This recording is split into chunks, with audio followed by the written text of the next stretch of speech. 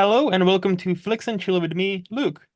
This episode is a very special one because there is none other than Jonathan Watkins graciously decided to join me here. So, Jonathan, please introduce yourself and take it away. Hi, I am Jonathan Watkins. If you have heard of me, probably mostly through my association with CinemaSins, which I hope I didn't just turn off half your listeners. But yeah, no, I write and create content for the CinemaSins family of YouTube channels, and we do some podcasts. And hmm I hang out on social media and give my terrible movie takes and a lot of bad sports takes too, actually. So yeah. Yeah, that's me. I don't know what else to say. That's a perfect introduction. As far as your terrible quote unquote movie takes, I really actually appreciate you. Like, Thanks. I'm one of those who get to know you because of the Behind the Scenes Hmm. podcast. And I'll be honest, at first I was like, it took me a while to get into it. But then No, I understand. once It's I get into it, like I really liked your guys' energy. So I yeah. followed all of you on what used to be Twitter. And I'll say I feel like you're one of my most favorite follows because like Oh, thank you. I what appreciate it. I try to keep it fun. exactly. I feel like not even fun, you're just keeping it real. Yeah, For example, what I really appreciate about you listening to you talk about movies, first of all, you love movies. Second of I do. all, I do. We all do actually. Well, exactly. maybe not Danae, but most of us most Yeah. of us love movies. Second of all, you actually know a lot about movies. And Yeah. third of all, if you recommend a movie or if you don't like the movie you're talking about, right? Then if you check or if I check your letterbox, review on it or like Yeah. star rating, it coincides with what you usually say because Yeah. sometimes some other people will praise the movie to the moon and back. Oh They'll yeah. say, oh, this is a great movie. And then you check their letterbox review or, rating and it's like 3 out of 5. I'm like, that kind of doesn't gel with how you've praised that movie. But with you, Yeah. I've never had that issue. Like if you say, "Oh, I love this movie," and I would check it out on Letterboxd, yeah, you were there, just rated it like 4 or 5 out of 5. I'm like, Hmm. yeah, solid. Yeah, stuff I do. I don't mind. Like that's one thing about movies that I don't care. I mean, opinions change often, so like Yep. my star ratings will kind of go all over the place sometimes. But yeah, hmm usually my initial reaction. I mean, it usually I hope it matches. But I know what you're saying, and I think that's a thing now with movie discussion on social media that I don't really enjoy. Is I feel like people, and I don't think it's like I mean I get it, but I think people feel like they either just have to really, really over like praise something or they Yeah. just have to like tear it down. And it's like Yeah. there's no like and most movies are like 3 stars. Like that's Yeah. between 2 and 3.5 stars. Like hmm that's most movies. So Yeah. and there's nothing wrong with just like good movies. Like I don't know why that and that's stuff I try to talk about. Like I don't know why like we can't just talk about like movies can't just be good. Like Yeah. Exactly. they have Most to of be them just are just fine. yeah, yeah. I mean, and I mean, a good movie is better than a bad one, so I don't know why we're complaining. I mean, almost all movies have flaws. I mean, hmm there's not really a perfect movie, hmm in my Hence, opinion. hence the idea behind cinema sins, isn't it? Yes. Yeah, I mean, yeah, definitely. I mean, a lot of that is obviously, and I know you get that, and a lot of hmm people that are into it. I mean, we're just being silly. Yeah. I mean, there are definitely things we do find, and it's like, wow, how did that happen? hmm hmm How did they screw that up? And that's always fun, but mostly we're just telling really stupid jokes. So And again, like just I hoping phrasing them most in a fun way. exactly, and like the phrasing is more like a genius. In most of those videos I've Uh, seen, I keep a record of of all the movies or like I've seen and all the videos, and I yeah, try to like basically go back and watch the based on the movie. I sometimes just watch the video if I know I'm not gonna watch the movie or I'm not gonna want. I don't really mind some movies having it spoiled by the video, right? hmm, But some I'm like, you know what? No, I actually don't want to have it spoiled. So some I'll just, put it on like a list. And then once I watch the movie, I just go to YouTube and watch the CinemaSins video about it. And then, yeah. what they get right, what they get wrong, and stuff like that. So it's Yeah, just and I'll nice be fun. honest too. Like I think sometimes people I don't think people find this as crazy anymore, but like hmm I've always said I love doing the movies that I like. Like hmm those are actually more fun. Partly because I have to, if I'm working on a CinemaSins script, especially TV Sins a little Mhm. less, but I'm probably spending, I don't know, at the end of the day, I'm probably spending like 15 hours or something with this movie at least, Yeah. when you talk about like writing, Mhm. watching, the edits, all that kind of stuff. So it's not as fun when especially if it's just like a boring movie. Those are the worst because it's just like Yeah. awful are fun because for their own reason, because you can have fun with that. Mhm. But then also, but like the movies you love, it's just like how do I actually talk negatively about this? Because I mean the CinemaSins narrator is a character, right? It's not. I mean, Yeah. some of our opinions definitely are in there, but Mhm. Mhm. we're voicing it through this guy that Mhm. is just miserable and hates absolutely everything imaginable. So Yeah. it's more fun to me when it's a really good movie because Mhm. it's just more challenging, and it's also just more fun to spend time with that movie. And it's also just like I can't believe I have a job where I'm just watching Halloween 2 for 15 hours. But so Exactly. it's weird. It's a weird job. It's a really weird job, but I love it. No complaints. But Speaking of that job, right? So I've obviously listened to the behind the scenes.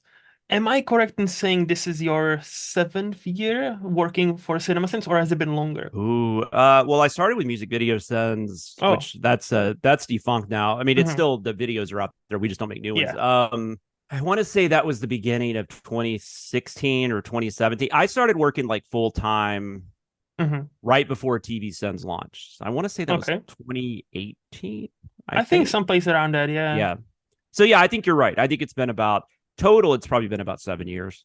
So And obviously, like, how do you enjoy it, and how does it compare to your previous? If would you like well, to share what do you do before that? no, I mean, I was trying to get some writing and stuff going on the side. Like Hmm. I worked on it, like just tried to create my own websites and stuff like that. But Hmm. I had a day. I was in what I was doing right before this. I was in actually the wireless business. I was doing purchasing and logistics, which Mm. I had actually started doing that in the medical supply field, and then I moved over to to the wireless business, and it was fine. I didn't dislike it or anything. And Hmm. actually, I probably would have kept doing both. That company it was a really small company, Hmm. and they just had to. I just got laid off because they were having to cut a lot of positions because they just weren't making the money they wanted to make. Yeah. That's wireless business. For anyone that's been in it, unless you're like Verizon, it's a pretty tough industry. And Hmm.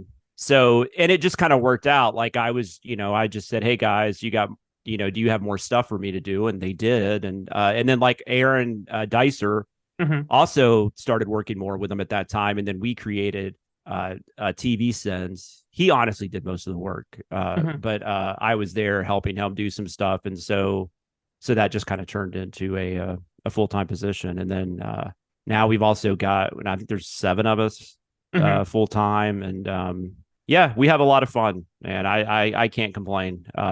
And yeah, it's a weird job, but it's so much fun. But it obviously, like I grew up pre-internet. Hmm. Internet kind of became a thing when I was in college. So YouTube started when I was in my 20s. So I mean, Yeah. this was not even something I thought was possible. Like I thought if I was going to actually be a writer, crap, I'm going to have to go to LA or I'm going to have to go to New York, and and I just wasn't really able to do that. So Hmm.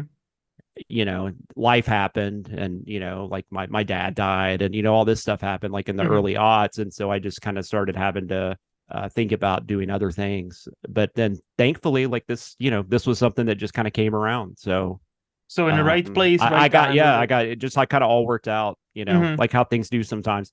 So I'm glad I got this chance. Because Nice. it's a lot of fun. I also love working at home. I like a lot of it because I have a kid, and so Hmm. I actually get to spend a lot of time with her, which is, I mean, that's almost the best thing about it. Outside of the job itself, is just I'm able Hmm. to be with her, and I'm able to have a flexible schedule, which I know a lot of people aren't lucky enough to have. So Yeah. I definitely don't take it for granted. I'm very Hmm. lucky. So So I'm very what would thankful. you say? What would you say is the best part of, about what you do? And what is not maybe not the worst part, but maybe the most challenging part about what you do? I don't. I mean, it might both of those might actually be the writing. I love Hmm. to write. Hmm. I mean, it's like anything else. It's a job. So I have due dates and schedules and stuff like that. So, I mean, it does kind of, it's not like I can just do it whenever I want, all that kind of stuff. So I do kind of have to focus. Mm-hmm. And obviously, like anybody that's a creative person, you have days where it's just not there. Mm-hmm. And with a job like this, you kind of have to make it be there, even if, some days, like, you just kind of got to figure it out. And so You need to that's push yourself. challenging. Yeah, Yeah, so that can be challenging. I mean, I'm not doing like physical labor. yeah. I know I'm not like, moving mountains and stuff like that, but there is something about your mind just going constantly that tires you out Mm-hmm. and it has its own drawbacks. So that's probably the most challenging. The day-to-day stuff though, like the stuff on the, like, scheduling Mm-hmm. videos, meetings, stuff like that. I mean, all that's fine. And then uh and then just getting together with it always ends up working out because we always have two writers at least. So, Mm-hmm. even if you're maybe struggling a little bit, the other person probably going to pick you up a little bit, and then you do the Yeah. combine process and that. So it all kind of works out. But Mm-hmm. there are definitely days where it's just like, I got nothing. And I'm just kind of writing like, fuck you, movie, over and over. And then Yeah. trying to turn that into something. Mm-hmm. I got you. I got you.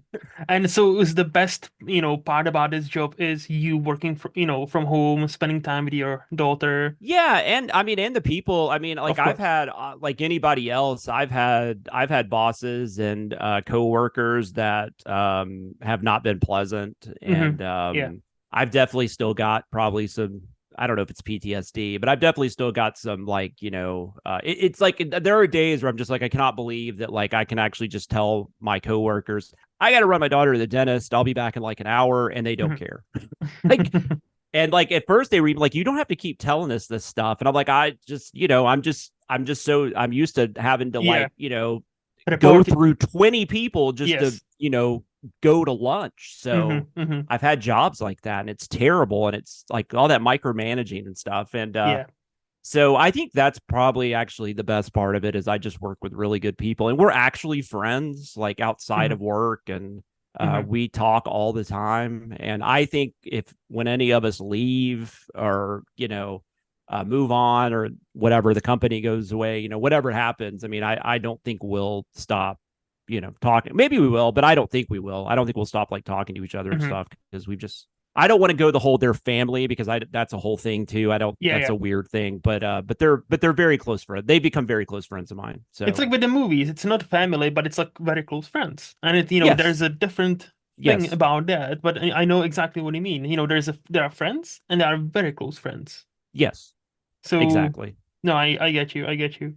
Okay, like see, this is so bizarre to me because like as I mentioned before, I've listened to many of your podcasts and it's weird for me to actually see you face to face. No, And no, I mean, I know what you're saying. I've guessed it on stuff where mhm, it's people like, well, and even like Aaron and Danae, like, mhm, um, I listened to Sif Pop and yeah, and the DNA podcast and stuff like that a little bit before I even met them. mhm, So, mhm. and then all of a sudden I was doing, and I actually met Danae the first podcast taping for Behind the Scenes. I That's like how I remember. met Danae. And so I Mhm, had met her once, like briefly, because like we had a meeting and she was mhm, at Aaron's house. mhm. They were working on something with Sif Pop. So I'd met her, like, but this is pre, like, she was working with us. Yeah. And and then when Aaron decided to do this podcast, he asked me if I wanted to do it. And then he got Danae involved. And this was before she was even working with us outside of the podcast. Mhm, And so that was really weird. But like we immediately just, we just hit it off and we clicked. And, mhm. the podcast kind of became something because, like you said, I didn't know what that thing was going to be. When we definitely didn't want it to just be us being like, this is what we did this day. And, Mhm. and then it ended up being like we, talk about our family for 30 minutes or we talk about, something just random that had nothing to do. And I think that's what a lot of people actually liked about us. Because Yeah. when we would do like, surveys and stuff, that's Mhm. what people would say, oh, I don't really care about you talking about the movies as much as I just want to hear you guys talk about what you had for lunch. And I'm like, okay, like we can Pretty much. definitely do that. No, I don't because know why you that's you three. interesting, but I do know I like podcasts where Mhm. it feels like the people are just friends hanging out. Like there's that kind of Exactly. vibe, but Yeah. there's also a format. I like structure. Like Hmm. you sent me this format. You have structure. I mean, I like Yes. that, but I also like it doesn't feel like so computerized or just like, Correct. yeah. So No. And again, like you three had like amazing chemistry because like I'm not gonna lie, it took me a bit, but then no, I I went totally back get to it. it during a pandemic, believe it or not. And Mhm. I started to go on for my like morning walks when I was working from home for the first time, as many, people have worked from home for the first time. And I was catching up on behind the scenes. Just, so I was on a walk Yeah. and in my ears I listened to Aaron, I listened to you, I listened to Danae.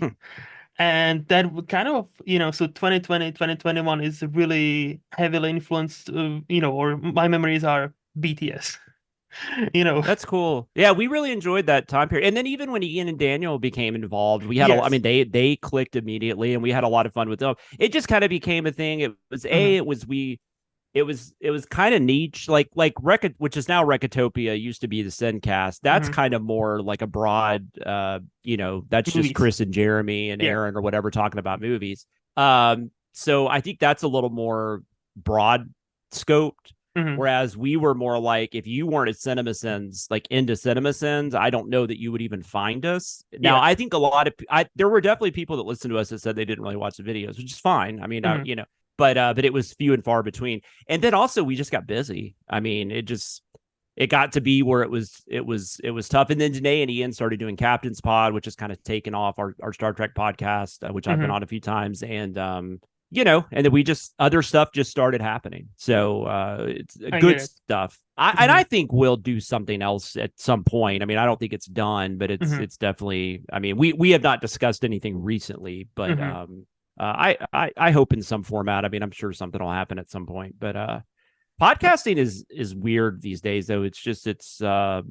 It's a lot of work, Yep. and you gotta. And I mean, and at the end of the day, we are a business, and I don't mean Hmm. to make that sound boring, but like You need to our time prioritize. is valuable, Yeah. and if we're spending time on something, what is that? How is that? Hmm. What is that doing? Like, how is that affecting our company and our? So I don't know. It's a whole thing. It's a lot of Hmm. numbers and I uh understand. No. unfun stuff to talk about. But podcasting is a lot of fun. Hmm. Hmm. But it takes a lot of time, and I thought about doing stuff outside of CinemaSins, and I might at some point, but it's just like Hmm. finding that kind of time to like. I'd love to like me, and I'd love to do a podcast with my daughter, and Hmm. and I got a good friend of mine that we've talked about stuff, but it's just finding the time. I don't know how you guys do it. I don't know how, because I just edit one podcast that I don't even I'm not even on it. I don't have to record, and that takes up so much of my week, and that's Hmm. just an edit, so it's a lot of Just work. I don't think people it realize is. that don't do it, how much work it is. It's like with anything, isn't it? It's like many people would see, for example, CinemaSins video, and they were like, "Oh, that's easy." And then you listen to the podcast, the behind the scenes, and then you realize Yeah, it's a how process. much you spent on every single video, no matter if it's 5 minutes or if it's 20 minutes. It's an entire Yeah, process. look, I was surprised. I mean, Hmm. I just assumed they just kind of made some dick jokes and then moved on, and then I got involved. And I'm like, oh, there's a lot to this, Yeah. and and everything eventually, like we've kept making it a little more streamlined as we've Hmm. gone. Hmm. So it's a lot less hectic than it used to be. Where we actually got to a point we're actually ahead, which is like that used to not be the case. Like those videos were done like the day before, Yeah.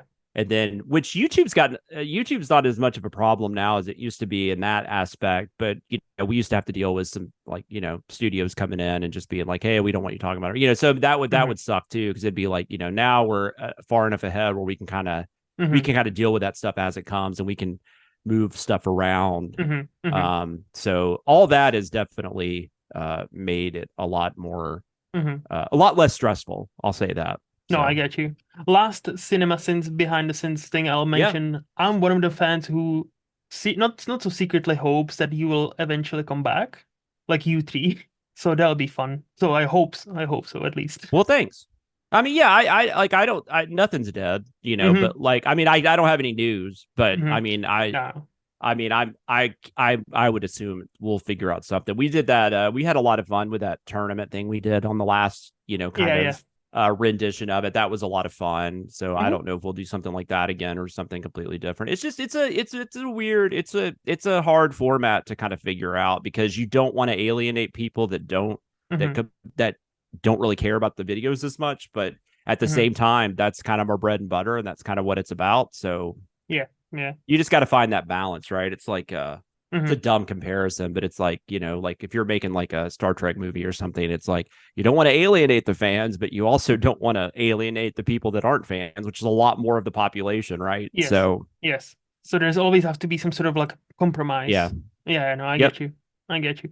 So well now let's talk about a bit more about you rather Yeah, than okay. CinemaSins. So besides your love of movies, what Mm-hmm. makes Jonathan Jonathan? So what are some of your likes? What are some of your dislikes? I'm a there's all these books behind me that are Hmm. kind of stacked up all crazy. I'm a bookworm, Hmm. definitely. I read all the time or as much as I can. It seems to become harder and harder Yeah. to find time to do that. But I am one of those people. Well, nowadays it's a lot easier, but I am one of those people that's always had a book on me. But now I have my phone, and so I can just go to my Kindle app if like Hmm. read something. Yeah. Because you never know when you're going to have like 30 minutes to read or whatever. Got a lot of reading done actually when my daughter when I had to go pick her up in the carpool lines and all that kind of stuff, for school and stuff. But Hmm. anyways, I'm older. I'm in my late 40s, so I'm definitely I've always been kind of an introvert, but I'm Hmm. definitely more of a homebody. I don't I'm also like an old pasty white guy, so I don't really like the sun anyway. So we're not friends. Hmm. So I don't know that like I'm not really an outdoorsy person, especially these days, unless I'm just going out to watch my daughter like run a Yeah. track meet or something. Not a vampire though, just a very, very Just to super pasty clarify. white guy. Yes. I'm a big sports guy. I played baseball growing up, so I watch a Hmm. lot of baseball. I watch a lot of basketball. I do watch football. Hmm.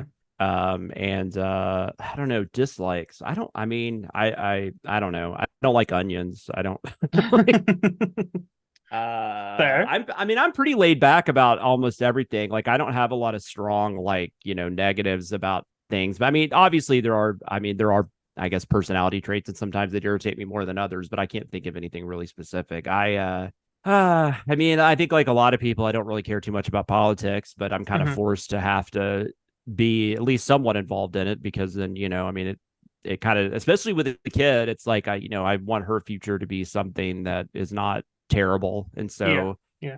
it's no longer like, well, I've just got to figure out how to get myself through life. Now it's Hmm. like I got to make sure she's okay. And not that I was ever like super selfish. I'm just saying. I mean, it's just normal. I Hmm. just, it's hard to take on everything. But so yeah, All right. I don't know. I don't know.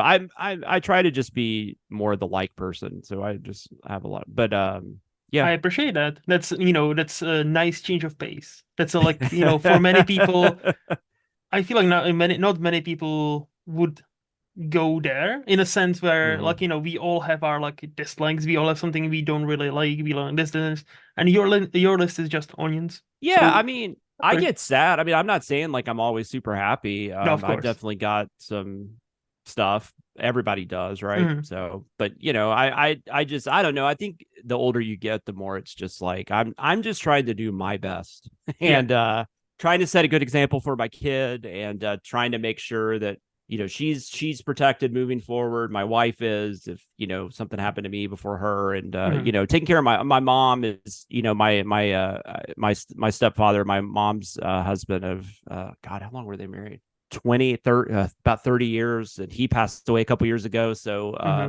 we do a lot. I'm taking care of her a lot. I mean, she's actually healthier than me. I don't know why I'm saying I'm taking care of her, but I'm making sure she's good. And Hmm. because it's just me and her here. I have two sisters, but they live a little farther away from us. I So see. yeah, just spending a lot more time with my mom, which is a lot of fun to kind of that happen again. It's like going to movies with her and stuff like that. So that's a lot of fun. So I Nice. don't know what I'm talking about. What Yeah, is the last movie you saw my with life's her, with okay. your mom? Actually, we have not been to one in like really recently. So I think it was last year. What did we go see? I mean, I know we saw that stupid Transformers movie, but I feel like we've seen something Oh, since then. What was Mm-hmm. that? I mean, it wasn't terrible, but the one with the Rise of the Beasts? Was it yes. like something like that? I Yeah, actually but I kind know of we've seen enjoyed it. something since then. I just can't think of what it Mm-hmm. is. But oh Mm-hmm. wait, hold on. What God? What did we? I did not. No, I didn't see Argyle with her. There was something. Mm-hmm. I don't know. We'll go with Transformers. I can't think of the most recent Fair. one. That's kind of fascinating movie to take your parent to, Transformers. Yeah, I mean, she's a main reason. Like I've talked about her before. I Mm-hmm. mean, she's a movie buff, so Mm-hmm. she's a lot of the reason I got into movies. She's the reason I read for Mm-hmm. sure. Um, I honestly don't. I mean, I come from a family of like accountants and bankers and insurance people, so the Mm-hmm. creative gene, we don't know where that came from, but I'm glad I have it. But no, I mean, she's definitely creative, but Mm-hmm. yeah, she definitely. I grew up in like a pop culturally world, I guess, because Yeah, we yeah. watched a lot of television, watched a lot of movies, read a Mm-hmm. lot of books, and Mm-hmm. she took me to the movies a lot. So that's a lot of my memories. I joked that Mm-hmm. the theater was my second home when I was growing up, but it kind of was. Maybe that's sad. I don't know, but To me, that sounds awesome. we Like had to well, we me, that had just sounds fun. very nice. Some people will say like I've told that to people and they've been kind of like, well, that's kind of sad because it's like you can't really talk at movies and stuff. I was like, well, we talked after. It's not. I mean, I lived with her. It's not like we weren't talking. It's still a shared, it's still She a might have shared liked that I interest. wasn't talking for 2 hours. Maybe that's why she took me to the movies all the time. I have no idea. She even took me there when I was really young. Like Mm-hmm. I probably went and saw stuff I shouldn't have seen just because it was cheaper than getting a babysitter back then. I don't know Mm-hmm. what it is now. I mean, well, I do know, I guess, but it's probably Mm-hmm. about the same. But I grew up when movies were still like $2, which is crazy to think now. But Yeah, that is and insane. even then, I remember when movies went to $4, and so many people complained. Like I can remember this, like it like went up to like 4.50 at night, and everybody like, oh, movies are done. Like no one's gonna go to the movies anymore for 4.50. And what are the prices now in Oh, America? Like 15? oh, I do a monthly plan. AMC, our Mm-hmm. big theater chain here, they've got like a monthly where you can go see like 3 movies a week, and Yeah. it's like $20 a month or whatever. So I do that, but I when I take my daughter, I think like your average theater, it's probably like 12 or $13. If Mm-hmm. you're going to like IMAX though, or like Dolby Digital surround, then it Yeah. gets up to like 20, maybe even Mm-hmm. 25 or 30. And And then obviously popcorn, all that like oh confession, yeah, like you can't concessions. get popcorn and candy for 4.50 now. I mean, it's crazy. I don't even know how much money I've spent at a movie theater in my lifetime. I probably don't want to know how much money I've spent. But like now it's like I'm glad I grew up when I did though, because like in college and high school and stuff, I mean, it's not like I was making a lot of money. I'm sure my parents gave me money too, but like I went to movies all the time. But like Mm. I don't think as a high school student now I'd be able to do that Yep. because I mean, it was half at least, if half, if not a third of what it is now. So Mm-hmm. uh and also so I don't know if that's part of why like even my daughter, like she, streaming and everything, which I'm not like anti-streaming. I love the fact that we can just kind of watch Yeah. whatever we want. Mm-hmm. And I'm also a physical media guy. I'm all over I mean, I do it all, but you know, she'll just be like, "Well, I can watch that like in a month," and I'm like, "That's true, you can." Mm-hmm. So No, many younger it, people, that's how they are, mm, especially nowadays with Disney. If something Disney premieres, in about 45 yeah, days, what is it? It's gonna be on Disney Plus, yeah, and many people exactly. are subscribed already. Yeah, and she's in that weird age too, where she's not quite old enough to go to like every R-rated movie, but she is old enough to where she doesn't really want to go see a bunch of animated movies or like younger kid movies. Yeah. But like we've kind of started venturing out. Like I took her to see Scream 6 last year, Oh, and nice. that she enjoyed it. I mean, it was it was interesting. It was I don't know, it was a weird experience just watching her like see like that Mm-hmm. kind of violence and stuff on screen because she just hadn't seen it. Like Marvel movies was about the extent of what Yeah. she had seen, which was Mm-hmm. nothing. uh Yeah. but like when I was her age though, I mean, I was watching stuff like Scream 6, so like that doesn't, Mm-hmm. Mm-hmm. like I'm not, and I mean I'm not taking her to like Saw movies yet, stuff. I mean there's I Yeah. but I don't really know. It's really hard to even figure out what the line is, but like I'm trying not to like I'm trying not to like freaking traumatize her. But the thing that's funny Yes. is I know she's watching this stuff with her friends at sleepovers and stuff. So like Hmm. she watched Smile like a couple Oh. weeks ago. And she was like, that was really disturbing. I'm like, yeah, Hmm. I could have told you that. Like I would have never said you should watch that. I didn't, I mean, I wasn't mad at her, but I mean, I did that stuff too. So I get Hmm. it. Um, but yeah, you end up like I don't know what your childhood was like, but yeah, like that was like sleepovers with friends was where Hmm. you saw some stuff like you couldn't unsee, and Yeah. See, like, especially in the back in the cable days and stuff. mhm. No, from where I'm from, we don't really do sleepovers that much Yeah. at all, really. Like, I think nowadays it's becoming more of a thing.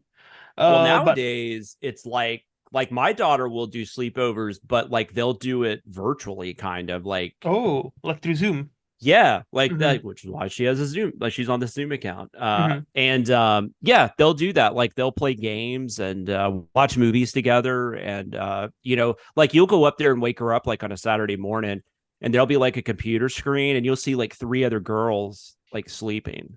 It's it's a different world. It is. I That's remember like insane. I had to have limited phone time when I was a kid because you couldn't tie up the phone line. Hmm. I remember Now not that's even not it. having Now it any. doesn't matter.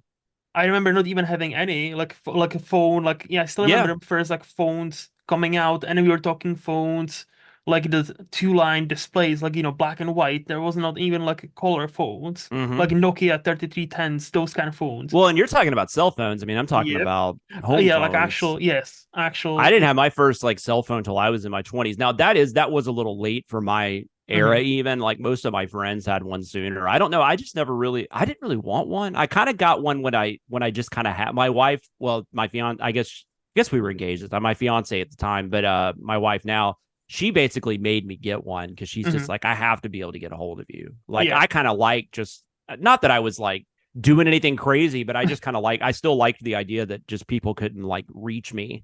Like it Hmm. was just there was a freedom there that like, and now it's like, and I'm glad that you could do this, but now it's like Life 360 and everything. It's like you know where everybody is at all times if you need Yep. to, and that's a good thing. Like it's nice to know, oh, my mom made it home or Hmm. whatever, you know. Yeah. So I'm glad of that, but also it's like how many other people have access somehow have access to this and know where I'm at all times, and you That's see why. that with the way you get advertisements thrown at you and stuff. It's crazy. Like I looked up something 2 minutes ago and now Amazon's sending me emails like you should buy Correct. this. Yeah, That's weird. or mention something, whilst on a phone with your wife, for Yeah. example, oh, we should go, next year we should go to Hawaii. And then next time you're Google or Facebook, book your trip to Hawaii here. Like, Yeah, cheapest yeah. tickets here. It doesn't it's crazy. Yeah, it's Jeremy at work always says that we're in the Matrix, and he might be right. I mean, he doesn't really believe that, by the way. I don't want Mhm. to I know, I I'm know. not yeah, we're not like conspiracy theorists and stuff. We No, just kind of make that joke. But sometimes it does feel like that for sure. it's just much more Uh, mundane. We are just living in this world where, like, we literally have hot mics on us 24/7, and the mhm. companies just, process that data. That's it. Like, it's such a Yeah. almost like boring Well, thing. and that's a hard thing with my daughter too, like trying to get her to understand, like, you gotta, I mean, not that like she's doing anything super controversial, but it's Yeah. just like, you gotta be careful, like, because, kids today, they video themselves a lot, they Take text all the pictures. time. Yep. And it's like all of that is, documented for Once the something rest is of online, time. yes, once something is Yeah. online, no matter even if you delete it 1 minute later, it Yeah. is, there It are can be websites found. that cache everything. Like literally the entire internet. So whatever post, and even if you delete it 1 minute later, you change your mind, Yeah. it's there. So if somebody really hates you, or if somebody really is, Yeah. has the case against you, there are ways how to find pretty much any single thing you've ever wrote, ever, or an Yeah. image or anything you ever put up there. So it's Well, and like we crazy. try to teach her because kids try to egg each other on, and they want the other person to like lose their shit, and Hmm. Hmm. so we've had a lot of discussions about that. It's like just don't. I mean, if you want to talk to them, like call them and be like, hey, we need to have a conversation, but like Yeah. quit texting all this like anger and like Hmm. it's just that I don't know. It's just it's weird that you have to like deal with stuff like that with your Yeah. kid, but also it's pretty important. And It is. like I said, we're not talking about anything like she's not like saying incorrect. Like she's not saying inappropriate things. Like No, it's of nothing like course. that. It's just But kids are kids, you know. yeah, yeah. Kids are kids, and I'm And they're so learning and they're trying to figure out shit. And like, you exactly. know, I've said it on this podcast, you know, once or twice before. I'm so happy. I'm the last generation that was, you know, actually grew up without the internet, because when the internet hmm became like a mainstream thing, I was like 15, 16 when it like became yeah, properly available to pretty much everybody. And it was just before like the, you know, first iPhone come out like in 2007. That was right around that time.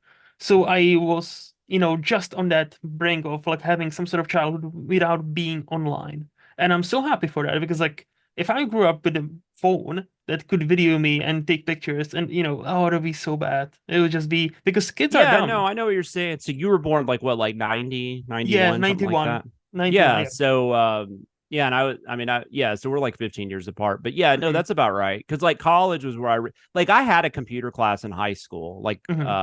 I was actually the first, like, they had typewriting class in high Wow. school. And then they started keyboard class like the year I had to take it. So like I Hmm. was one of the first people to actually take like a keyboard class at my Hmm. college. Computers existed obviously through my childhood, but Yes, yes. it was They like were like DOS. big. They were like Like yeah. And it either was they were like we like were playing like Oregon Trail and stuff yeah, like that. I yeah. mean, it was ridiculous. We were typing in code, like all Hmm. this kind of stuff.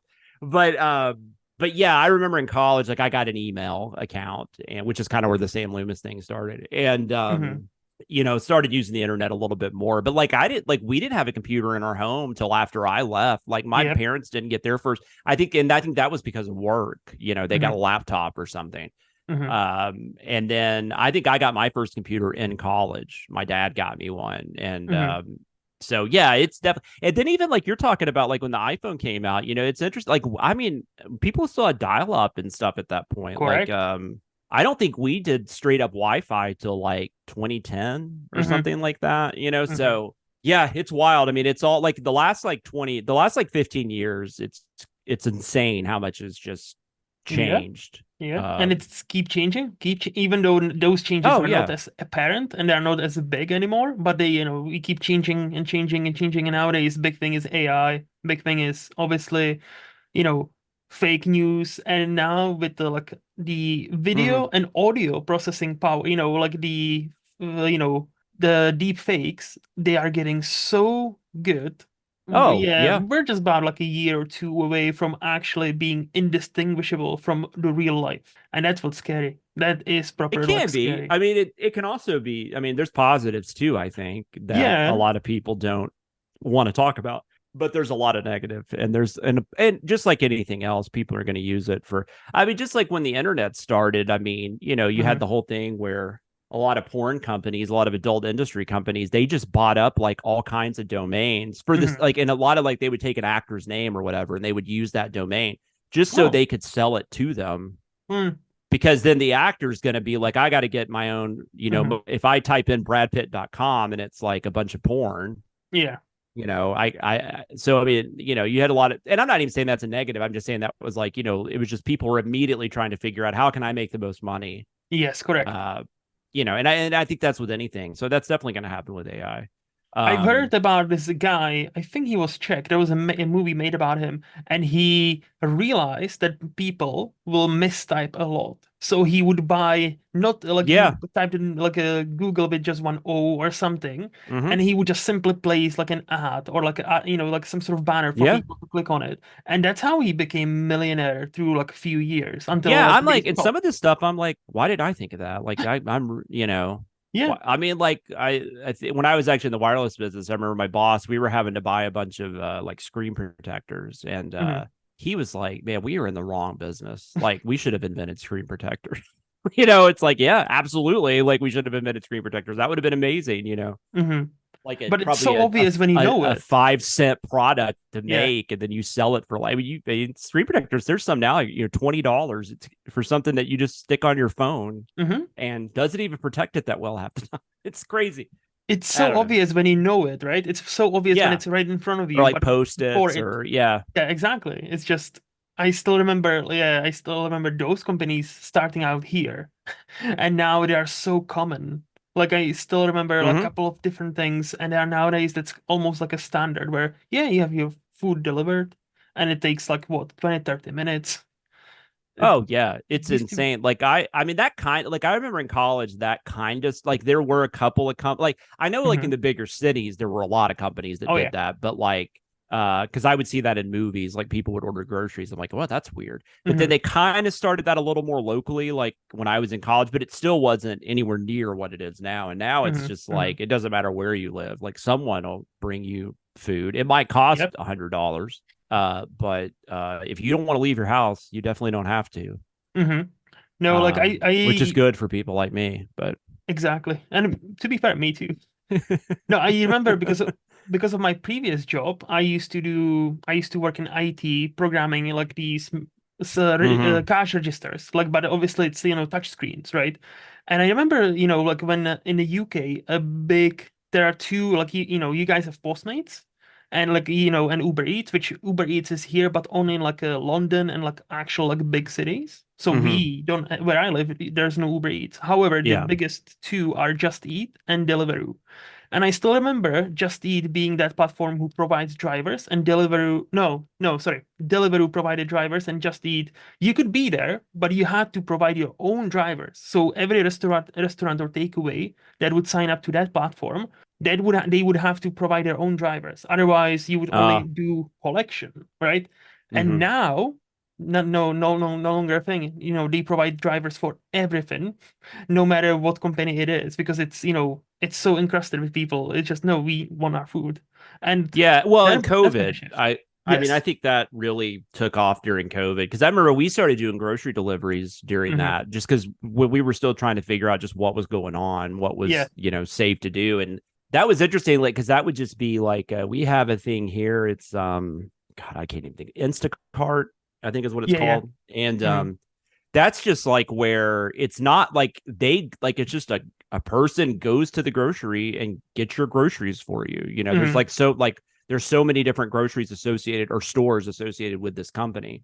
And Hmm. then you'll just get text from this person like, hey, it's Randy. They didn't Hmm. have these chicken nuggets, but they have these. Is that okay? And it's just Yeah. like, Yeah. this is just so interesting Hmm. and awesome. And because I hate grocery shopping. Same. Uh, but although I do, I mean, it's like, I mean, I do still go because I don't, there's certain things I just don't, like, I want to pick out my produce. Like, there are Correct. certain things like I'm still kind of weird about. Hmm. But at that time when we didn't know what to do and we were not yet comfortable going out or whatever, that was really cool. But it was just really interesting to see all this stuff kind of starting to pop up and people Hmm. just Hmm. I was like, this is really and it's I like it. Like there's a lot of positive to it, but just like anything else, I mean, people come in because I think that we have Uber Eats and stuff now, and because I'm in Middle Tennessee, but like Hmm. I don't live in Nashville, like I'm outside and I'm in the suburbs. Okay.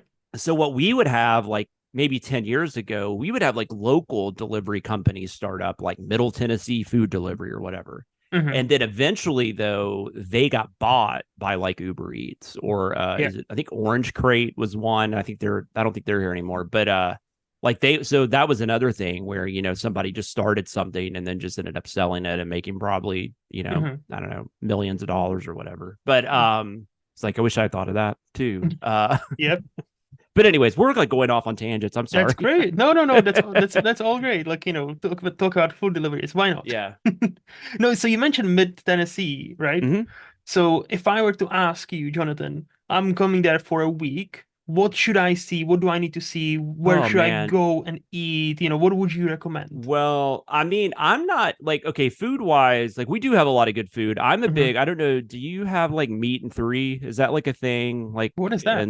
in the UK? Well, it's just basically like it's definitely like it started in the South for sure, but it's Hmm. like you get like it's like what it sounds like. You get like a meat, like you get like steak or Hmm. chicken or Hmm. Hmm. pork chops or whatever, and then you get like three sides. So it just kind of became like Ah, that was kind of a common thing. So people started calling that meat and three.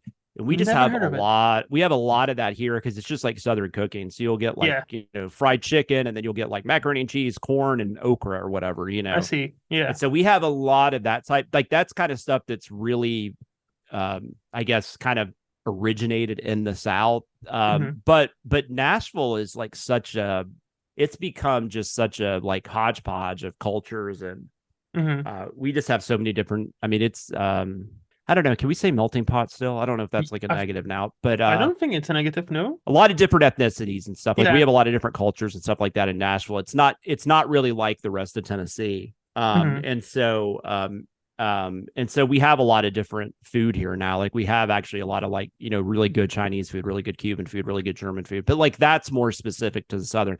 The one Yeah. thing Nashville's become really known for is hot chicken. That's become huge here. And then Yeah, I've heard. that's kind of blown up everywhere else. And like Mhm. it's so weird going to like California and you'll go to a restaurant and it'll say Nashville's hot chicken will be like an item. Mhm. So that's definitely like our big thing. Like Hattie B's is a big restaurant here, and there's probably most people would know more about it than me. I'll tell you like some good local place, but that's definitely I know a lot of people love that.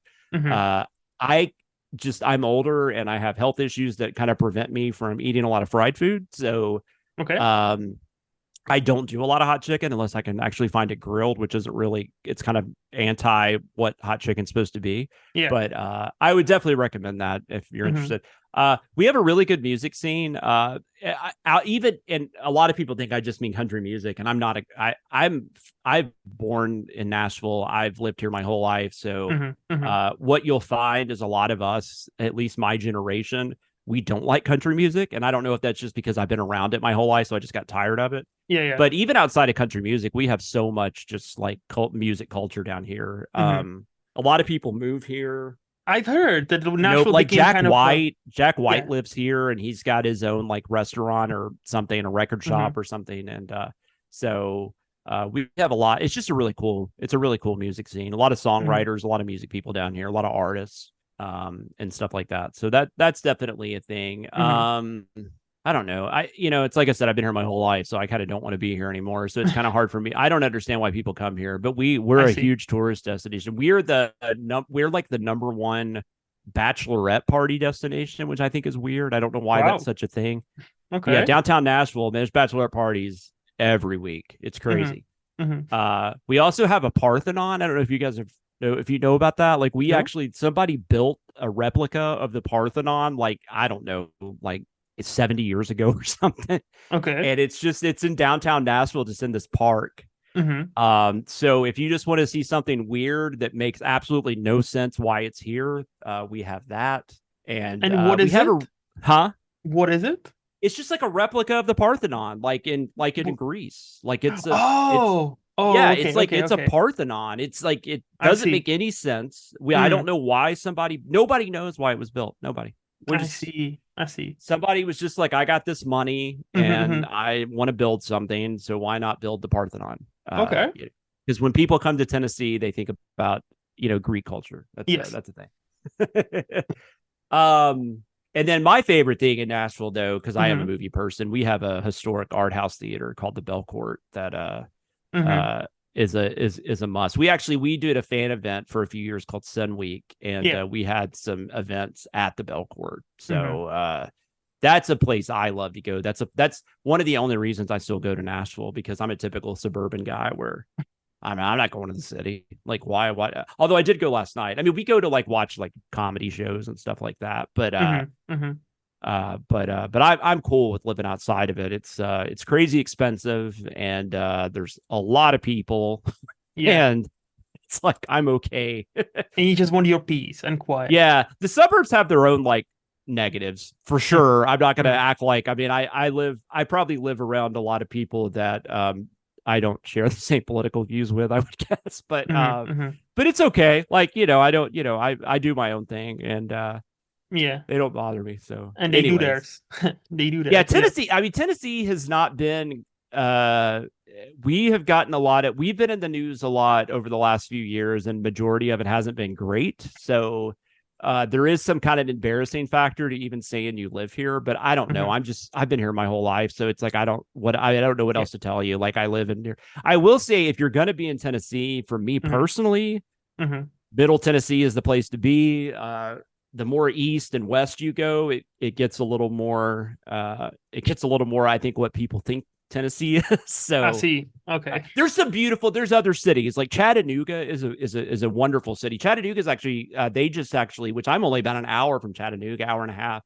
They actually just started a really popular over the last few years a horror film festival that's gotten really popular. Like nice. a lot of like horror personalities and stuff from like LA and other parts of the country. They come to Chattanooga every year to premiere their films and do their podcasts and stuff like that. That's become like a pretty big deal. So that's really cool. I sadly have not been able to go to it yet. It always just happens. It's always at a time in the summer where we're on vacation or there's just other stuff going on. But that's a cool thing. Yeah, I was gonna say following you, that sounds like something you would be so much into.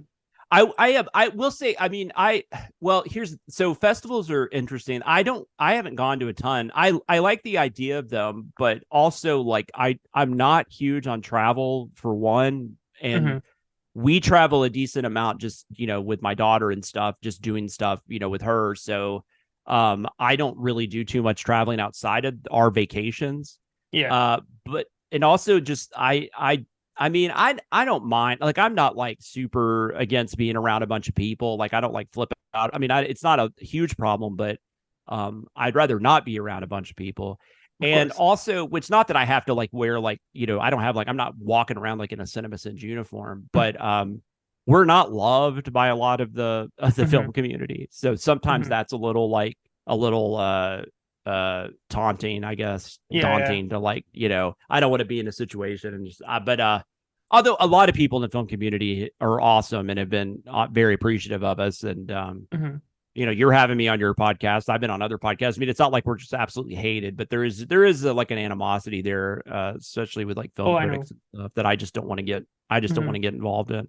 And, I mean, I don't understand it, but, people have their opinions and, if you're offended by us, you're offended by us. It is what it is. I mean, I always, Chris always says if people would just hang out with us, have a drink with us, I think they'd be like, oh, you guys are cool.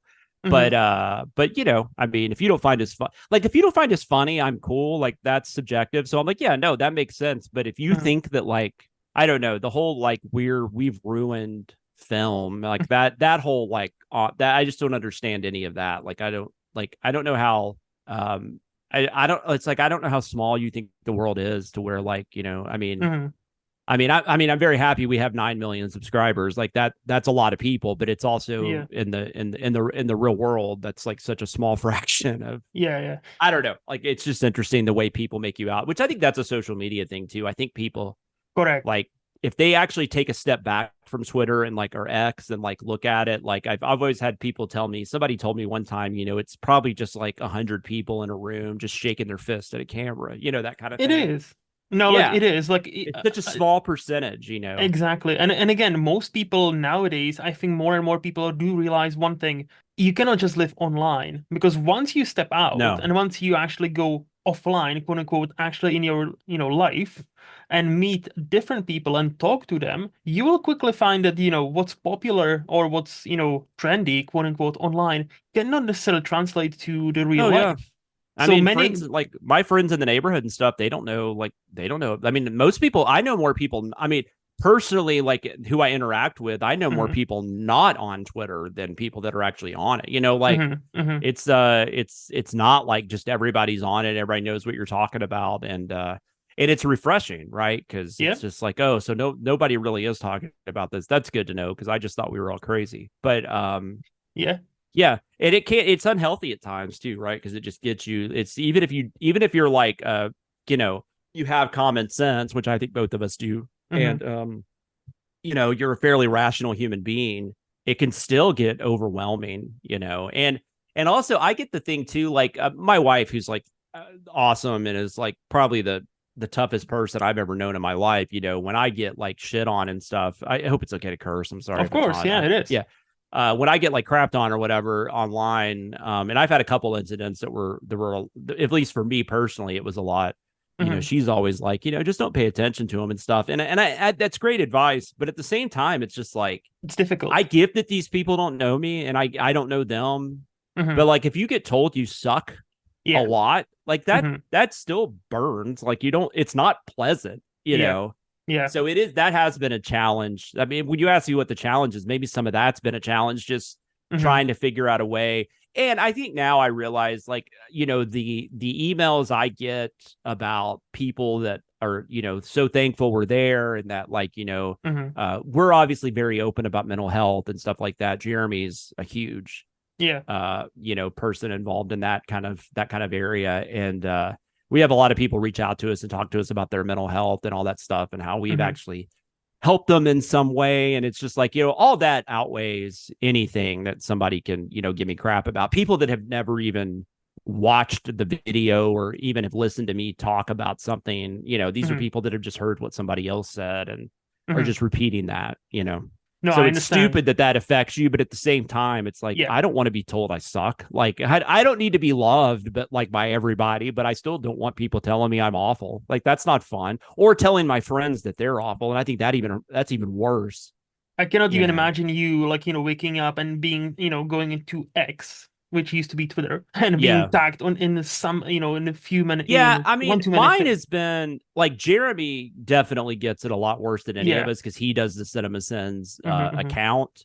Hmm. And he's kind of if there is a face of Cinema Sins or a voice, it's definitely him. Hmm. Hmm. So he definitely gets a lot of it, so, and I hate that. I mean, that bothers me just as much as if they came at me. So I luckily have mostly had very positive dealings. There's been a couple of incidents where things have happened, Hmm. and there were things early on where I definitely didn't understand the extent of people that, like, didn't like us or just didn't understand us, and how far we actually reached. Like, Yeah. that was an interesting lesson. So I had a couple of instances where I just didn't realize, like, Hmm. something I said or did would actually affect that much. And in the great scheme of things, it didn't, but like, enough to where I was, I don't think I've ever trended, but I would definitely, like, it's weird to wake up and you have like 100, mentions or something, which that's not a lot, but it's, for Hmm. me, it is, like, where I've got like 100 notifications. Like, if I see that, like, something happened, like, we, Yeah. we did Yeah. something, like, somebody said something, or somebody's complaining about us, something happened. So It's like nowadays when the celebrity trends, right? yeah. One of two things have happened. Either they've said something they shouldn't have, or they died. So sometimes you click on the celebrity name and it's like, Mm-hmm. why is this person trending? And then either they died, which, sad, or they've said something or did something they probably shouldn't, and they're like, oh, not him or her, not Mm-hmm. why them? Just no. And Yeah, it's yeah, yeah. It's always like, and sometimes it's nothing. Sometimes it's just like, oh, it's their birthday. Well, that's, yeah. thank God, Hmm. But yeah, you'll see, like, yeah, you're like, Bruce Campbell's trending. Like, oh no, like, what happened to Bruce Campbell? And Yeah, then it's yeah, just yeah. like, oh, people are just talking about Evil Dead today for some reson. But yeah, no, that is always like kind of frightening. And we never get to, we're rare, like, Cinema Sense will trend. Hmm. Me personally, no, like, I've never, that's thankfully never happened. But yeah, every now and then, it doesn't happen as often as it used to, but every now and then we'll be trending, and I'm like, what the fuck is going on now? And it's usually just somebody complained about us, and then Hmm. that, Yeah. somebody big enough to cause a stir. Hmm. That's another interesting thing I discovered too, like, how many people say stuff about us just because they're trying to get likes and they're trying to get Yes. traffic, and like, that's, it's like, I don't, like, they might not even really know who we are, but they know that maybe if they say this, then, so They it's jumping on a interesting. bandwagon. It's kind of like, how it used to be popular to hate on Nickelback. So everybody hated Yeah. on Nickelback. And when people are Yeah. like, oh, actually, I kind of don't like, don't mind them. And it's just, one of those things, isn't it? That's a no Nickelback. Yeah, that's a good one. Like, I've never really, like, I'm not a Nickelback fan, but I've Hmm. always just been like, they're fine. Like, Yeah. I like, typically anything that gets hated that much, I'm always just like, I don't understand. Or once something Like, gets too big, right? American Idol, like, a lot of Yeah. reality shows get that kind of hate. And it's Hmm. like, I mean, I don't really watch that stuff, but at the same time, I'm like, why? It's harmless. Like, what is it? How is it affecting your day? Like, even Hmm. like that Jerry Seinfeld thing recently, where Jerry Seinfeld was talking about there's no good comedy anymore. Hmm. Like, I don't agree with him at Hmm. all, but at the same time, who cares? Like, that's just some old guy, like some old rich white guy with an opinion, and he Yeah. shared it. And Hmm. he's not hurting anybody. And it just, like, I just don't know why that got people so enraged. I guess I kind of get it, but at the same time, I'm like, there's like actual horrible things happening in this world. Like Jerry Seinfeld thinking that there's no good sitcoms anymore is not even like shouldn't even be on your radar. Like that shouldn't even be a thing. Yeah, but that's why we have pop culture, I guess. So yeah, well, it's just like directors being asked if they like Marvel movies, like old directors because being that's asked easy about. clickbait, isn't it? Yeah, If you ask yeah. Scorsese or like Coppola, "Hey, what do you think about this latest Marvel movie?" That's an easy, such a and I fucking hate that because clickbait. that's It's what's like, really popular right now, yeah. right? I mean, so And what do you expect from Scorsese or Coppola or Spielberg to say? Oh, I absolutely adore Marvel. Like, yeah. probably not. Like as much as I love Marvel movies or most of them, right? But I still there are levels to those Well, movies. and I mean, and the older you get, I think your tastes change. And I think you Yeah. just, like I know my movie tastes have changed a bit. I mean, I still watch all that stuff, but hmm like I know my feeling towards it is a lot different than it would have been if I was 10 years old when Iron Man came out. That's a huge difference in me being 20. I was 22. No, that's not right. I was 32 when it came out. Okay. So like that's huge difference, right? So I Correct. I totally understand why, because that's like Back to the Future for me, right? Or Yeah. whatever, or hmm Ghostbusters or Beverly Hills Cop or whatever it is, you want to take from my childhood. So I hmm totally get that, but if I don't like it as much as you, that doesn't, I don't know why that matters, like Yeah. it's like I think there's because I think Scorsese, like I mean Scorsese knows more about film than probably just about anybody that exists. Pretty much. So, Like. like I do listen to him. Doesn't mean I have to share his opinion, but I'm mhm. always interested in what he has to say, and I don't know why that's that I don't know why that's controversial. And not Uh, even what he knows, what he's done to preserve many movies. exactly. Like why we have movies now. Yeah, Probably because a of lot of that him. has to do with him. Yes, And I don't. it's People just don't insane. understand that. No, like if there's if there are a couple of people in the movie industry that in my eyes, are allowed to pretty much, talk about anything they want because they've proven themselves, Yeah. not just in being great filmmakers, but actually caring about the medium and caring about the industry they are in, like Martin Scorsese, like even Tarantino to an extent. So Yeah. like and I'm not saying Tarantino is my favorite director, but I respect what he knows and how many movies he's seen and like the knowledge he's got. Like if you listen to interviews with many directors and they get asked, oh, are you actually like cinephile? Many of them, of course, are, but many of them would point to Tarantino and Scorsese are Mm-hmm. the biggest cinephiles out of all of us. I Like, agree. Yeah, I and mean that they're I mean it's hard to top them. I mean, there's yeah, yeah, they God, they Spike Lee I think would be in that oh conversation. yeah. It's interesting the stuff you remember, but I remember there was a quote from him one time where he said something like, "I don't rent movies, I buy them." hmm And that always thought about that for some reason. Like that's always stuck with me because I kind of do that too, even like with digital. Like I typically just go ahead and buy something if I'm gonna rent it, just because hmm if I do want to watch it again, like I haven't, I Yeah. don't have to spend an extra $5 or whatever. I could just own it. And then if I don't, who cares? I mean, it's, Yeah, correct. I mean, I'm not, now I will say though, I'm also not going out and paying like when they first come out for like $30. I'm talking more like when they're like $3 versus like 12. Like I'll probably just spend the hmm $12. hmm But there's stuff like that. Like so, but yeah, no, Scorsese and Tarantino. I mean, they know a ton about film. hmm Tarantino's book, which all of a sudden I cannot remember the name, but the one that came out like last year, though, where he just writes about growing up with film and just his love of film, and hmm it's awesome. But at the same time, like there's so much stuff in there, like I do not agree with him on. Yeah. But that's not. But it's like film critics, like that's it always interests me when people like get mad at film critics because they don't agree with them. It's like that's not why I like it. My favorite film critics are because when I read their review, I know enough about that movie to know whether or not I want to see it. Whether they hmm like it or not, like hmm they've given me an idea of, I guess, an interesting perspective Yeah. on what this movie is. hmm Uh, and Ebert's even talked. Roger Ebert used to talk about that. Like somebody was asking him about like his review for Bucket List, I think, which he gave like 1 star. They were like, "Is it hmm weird that like after I read that review, I really wanted to see the movie?" And he was like, "No, that means I did my job."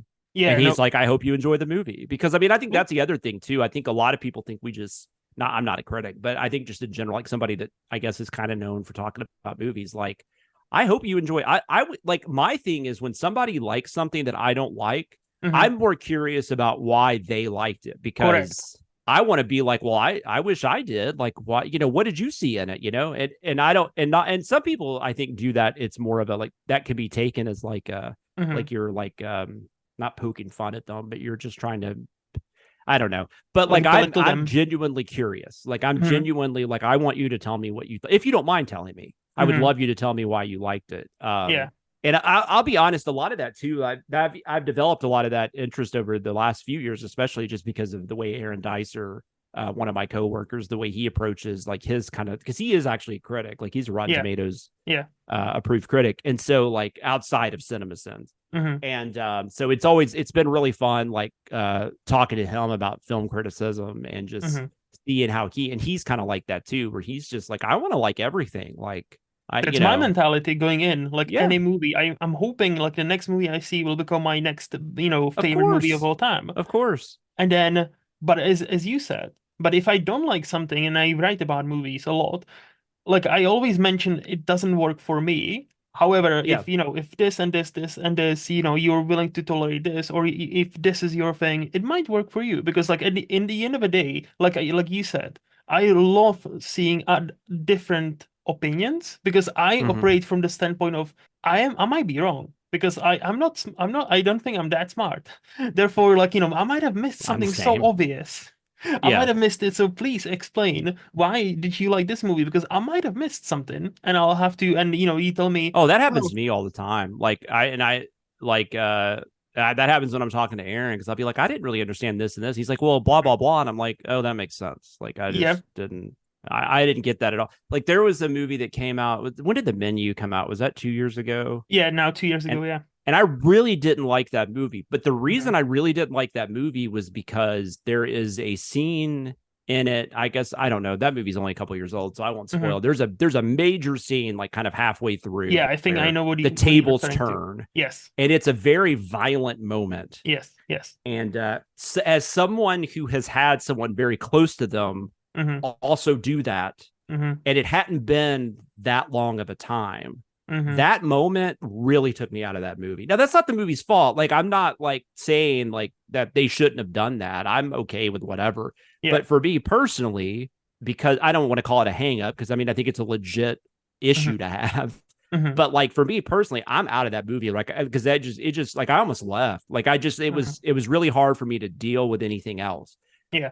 And so I missed a lot of stuff in that movie. And I remember I was complaining. I was saying something about how I thought it was stupid that, like, I was saying, I didn't think it was stupid, but I was talking about, it was just so weird. Like, the characters were just so generic. And then Aaron's like, well, that's kind of the point. Like, or, I was like, oh yeah, that's a good point. Like, I guess that was kind of the point, and I felt like kind of dumb, but I was just like, oh, but that makes sense, because I wasn't paying attention anymore, No, I understand. And I don't know if I'll watch it again, because I just don't know if I want to deal with that again. But I at least was like, that's just an example, and you also, sometimes you're just in a bad mood. Sometimes you've got a headache.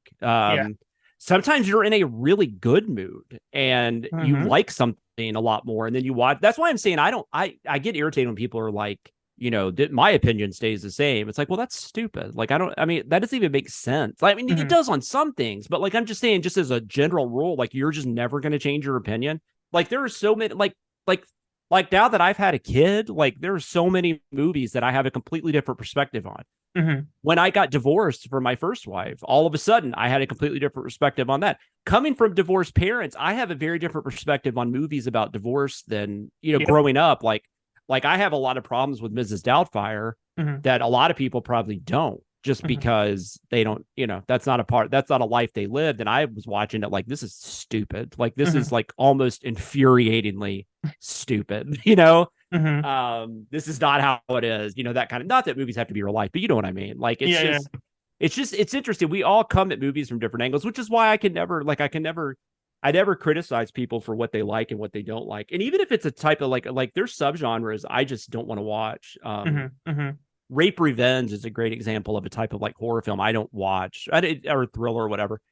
Just because, and I don't have a personal experience with that subject matter. It's just violence on screen that I just personally don't want in my headspace. Yeah. But then I actually listened to someone on a podcast, a female that was a victim of a horrible rape, sexual assault. And she was talking about how those movies actually helped her cope and like, were almost like therapeutic to her.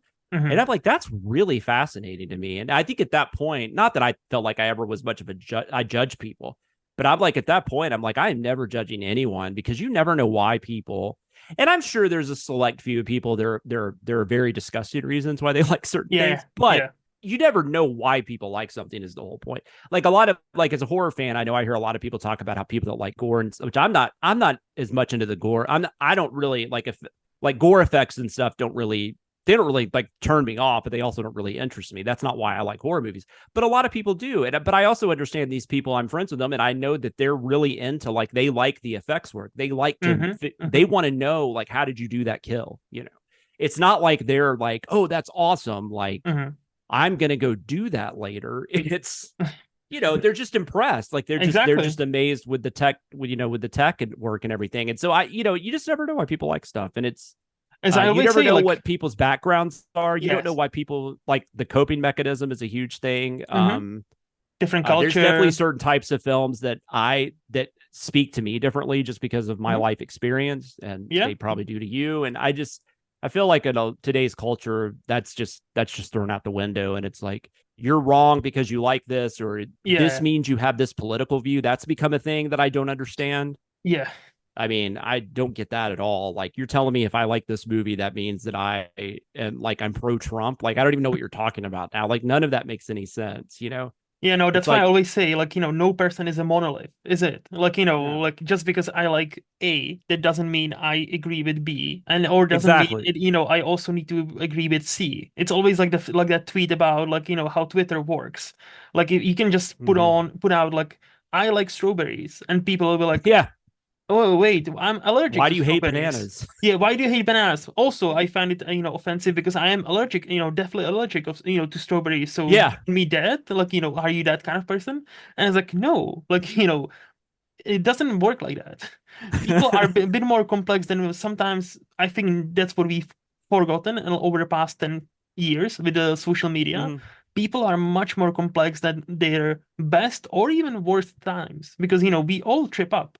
Like, people like to pretend like when celebrities, say something bad, people like, they immediately think this is their worst and this is their true light. This is what they truly are, right? Exactly. And I'm like, well, you don't really know unless you actually know that person. You don't really know, they just might have had a bad day or a bad hour or bad minute, right? We all have that, but we don't have, paparazzi on our ass 24 hours 7 like like some of them do, like Taylor Swift. Every time she sneezes there's like 10 articles about what that means. And I'm not really a fan of hers by any means. However, I feel like she gets shit on. Like, I don't listen to her, but I don't have a problem with her. I feel like she gets shit on, like, some of the things are a bit more like, like her use of private jets and stuff like that. Okay, yeah, okay, to an extent, yeah. But some of the other things people like to, bring on her, I'm like, how is that her fault? But even the private jet thing, like, can she go to a public airport? I mean, imagine that, yeah.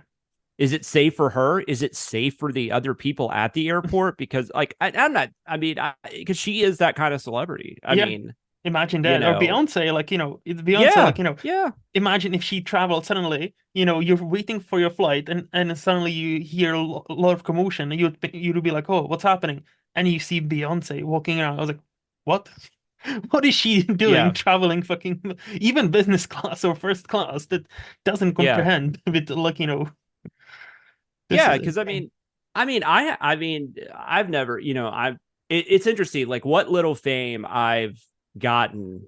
I'm good, like with that. Like it's interesting, my daughter talks about, obviously she's younger and she's just like, I want to be famous. And I'm like, I don't know that you do.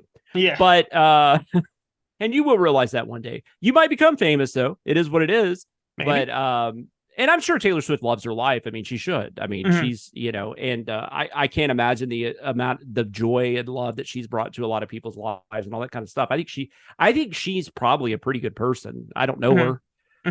I've heard different stories about people that have met her, but once again, could she have been having a bad day the day you met her, and then she was having a great day the day, so who knows? Yeah. I was talking about Chevy Chase the other day with somebody, and he's got a lot of negative stuff about him. But Oh yeah. but like I've also heard people that have met him, and he's been awesome. Like they've said, he's just a really super nice guy. People that have Hmm. worked with him talk about how nice he is. So it's interesting. You just never know. I'm sure Chevy Chase is not the nicest person in the world, but I also don't know that he's like the monster that Hmm.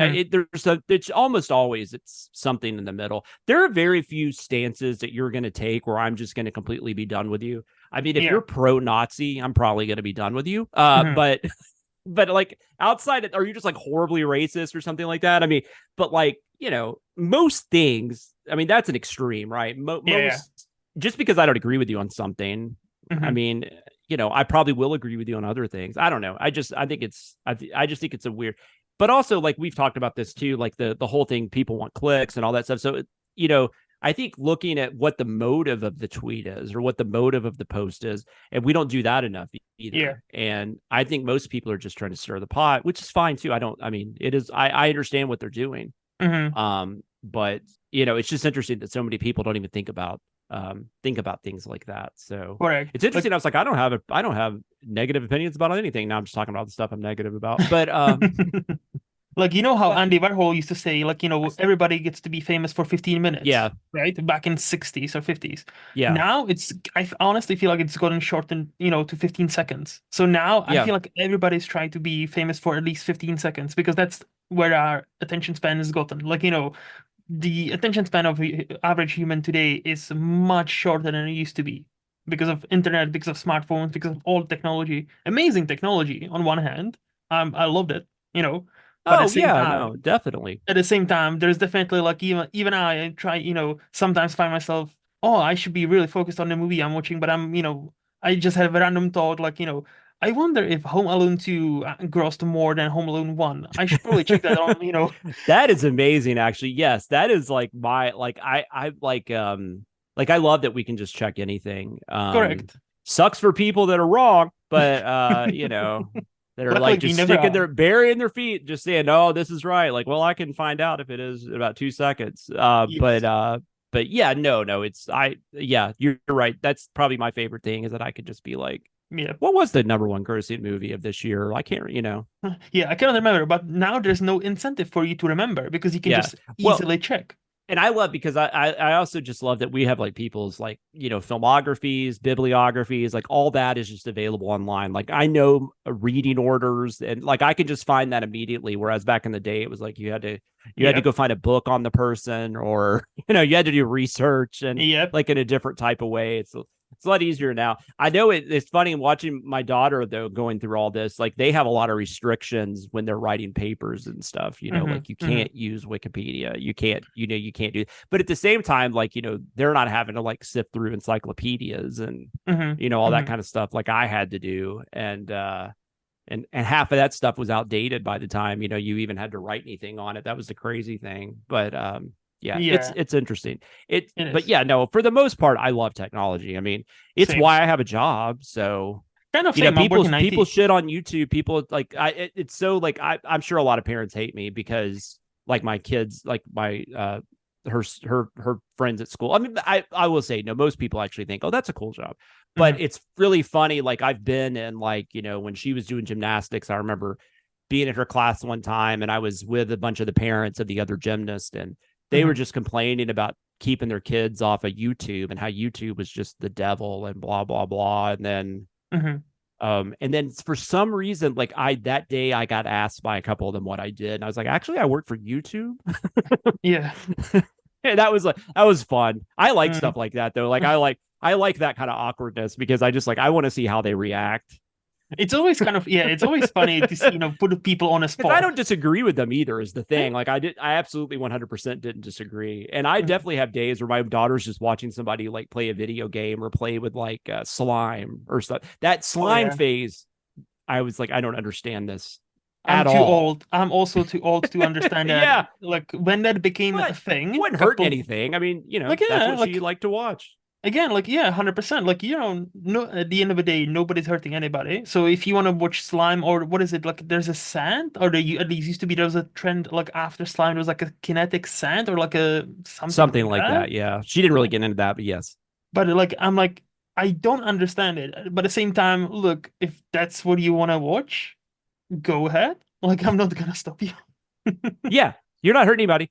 And I mean, it's like, that's it. That is one thing as a parent I like, because like a lot of, I know we're a little less restrictive with phones and stuff with her. Mhm, She had her phone probably way too young, but mhm, she was, like I said, she was a gymnast for a minute. And so when she was like really young, and mhm. she'd be at the gym for like 4 hours, and like we didn't want to, we weren't able to stay there the whole 4 hours. So we wanted her to have a phone, Yeah, just yeah, in case yeah. something Something happened. happened. Yes. So she had a phone too early. So we've had to deal with some of that. And we probably were a little less, we probably needed to be a little more restricted than we were, but it's all worked out pretty well. And like, I mean, I'm not bragging, but like she's a good student. Like she gets straight A's for the most part. Like she does her Nice. homework, and she doesn't really cause any problems. So and she does a lot of sports and stuff. With Mhm. what little free time she has, if she chooses to be on her phone, she can be on her phone. Like I just don't, but you'll get that sometimes at restaurants. Like she'll be on her phone, and like another parent or like one of my like my sister-in-law one time said something about like, said something to her like, do you want to get off your phone, like talk to us? Mhm. And I remember being kind of like, leave her alone. Like she's not hurting you. And like, it's just Mhm. weird how that bugs people, that it's like, you're not her parent. Like, what do you care? Like, I don't, Yeah. it's just interesting to me. uh It is but fascinating. yeah, but It's anyways, just what are you gonna do? um exactly. No, well, with that, I think we can move to the this or that game where I'll give you three okay. options and you tell me which one you prefer. Okay. So, Jonathan, iOS or Android? Well, I mean, I'm Apple. I mean, Mhm. but I will say a lot of that. Well, I on phones, Okay. computers. I've always done PC. I just haven't Yeah. taken the time. My daughter actually has a MacBook though, Hmm. and that thing infuriates me to no end, just because I don't know what's going on. Yeah. But I have been an iPhone person since probably, like, we didn't do iPhones immediately, Hmm. but I don't know, like 2010 or 11 or something, I think was probably the first iPhone. And then I've just stuck with them because it's just something, I don't know. It's just convenient because that's what I know. Yeah. My Why not? wife has one. My daughter wanted one. So like we're just an iPhone family, and it's Hmm. just, I just know how to do that. Um, Exactly. but like at work, like at least I would say the majority of my workplace is really big into the Google, Yeah. the Pixel. yeah, so I hear a lot about that, and it's Hmm. just, but it's just, I'm just kind of like, I'm sure that's amazing, but like, I'm used to what I have, and I'm not much of like, I like technology, but I wouldn't say like I'm a huge tech head, like, especially when it Yeah. comes to like phones and stuff. Hmm. Um, You I like what don't you really like. care. Like iPhones, I know you don't have as much control. You have a little bit more than you used to, but you don't have as much control over Yes. the like how you're going to organize the phone itself. Like you Hmm. can't do a lot of stuff on your own. I mean, the phone is already kind of what it is. Correct. Apple is one of the most, having worked in the wireless business, Apple is one of the most fascinating companies to ever exist. Hmm. I don't know how they ever got to the point where they're the only phone company of the big ones that can actually tell you how you're going to market, how you're going to sell, what Yep. price point you're going to sell. Samsung doesn't care. They're like, here's your phone, whatever. Hmm. Hmm. You own the phone now. Apple's like, no, if you're not going to do it this way, we're not going to do any business with you. I think it's just Um, in America and though. they get away with it. Like, Again, I think that's just in America though, because like oh yeah, on this is an America, American they thing. have a Yeah, grasp of the market. Like what is it? yeah. Like 80% something of like all the users have iPhone, and when it comes to Gen Z, it's like 90 something percent. Then number is almost 100%. Yeah, However, the that's rest of yeah, the I believe it. world, yeah, like however the rest of the world, it's kind of balanced. Like most of the world, like 20% has iPhone, and most of the other ones are like the A lot other of that's cost brands. related too, right? Like, Yeah. because like some of your smaller countries and stuff, obviously you're gonna, and just like in Hmm. like in America, like like when I was at what's called a tier 3 phone company. Hmm. So like, I guess the biggest like tier 3 company here, I don't even know if they're tier 3 anymore, but the biggest one here would be like Cricket. I don't know if that's something you've heard of, or No.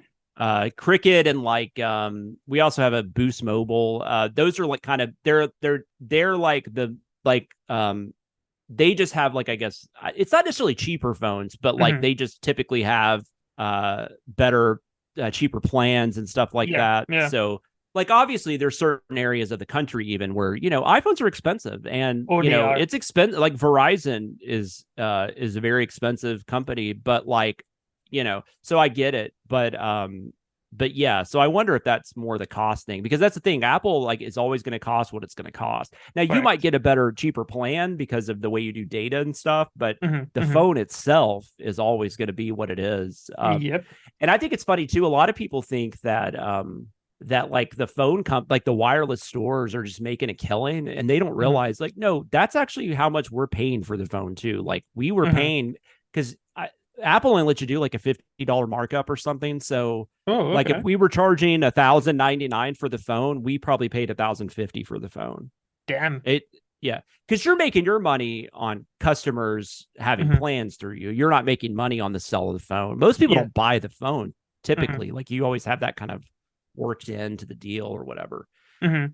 No, I think Uh, like definitely it's like, the cost as well, because where I'm from, Czech Republic, having an iPhone, and is one amount, and your average salary is different amount, and most of yeah. the time they overlap. So, Mhm. not many people can spend what is probably like average salary on one phone, on like a 1 month Well, and salary. you shouldn't, right? Yeah, I mean, yeah. like it's like that's the thing. Like the biggest month for us, Hmm.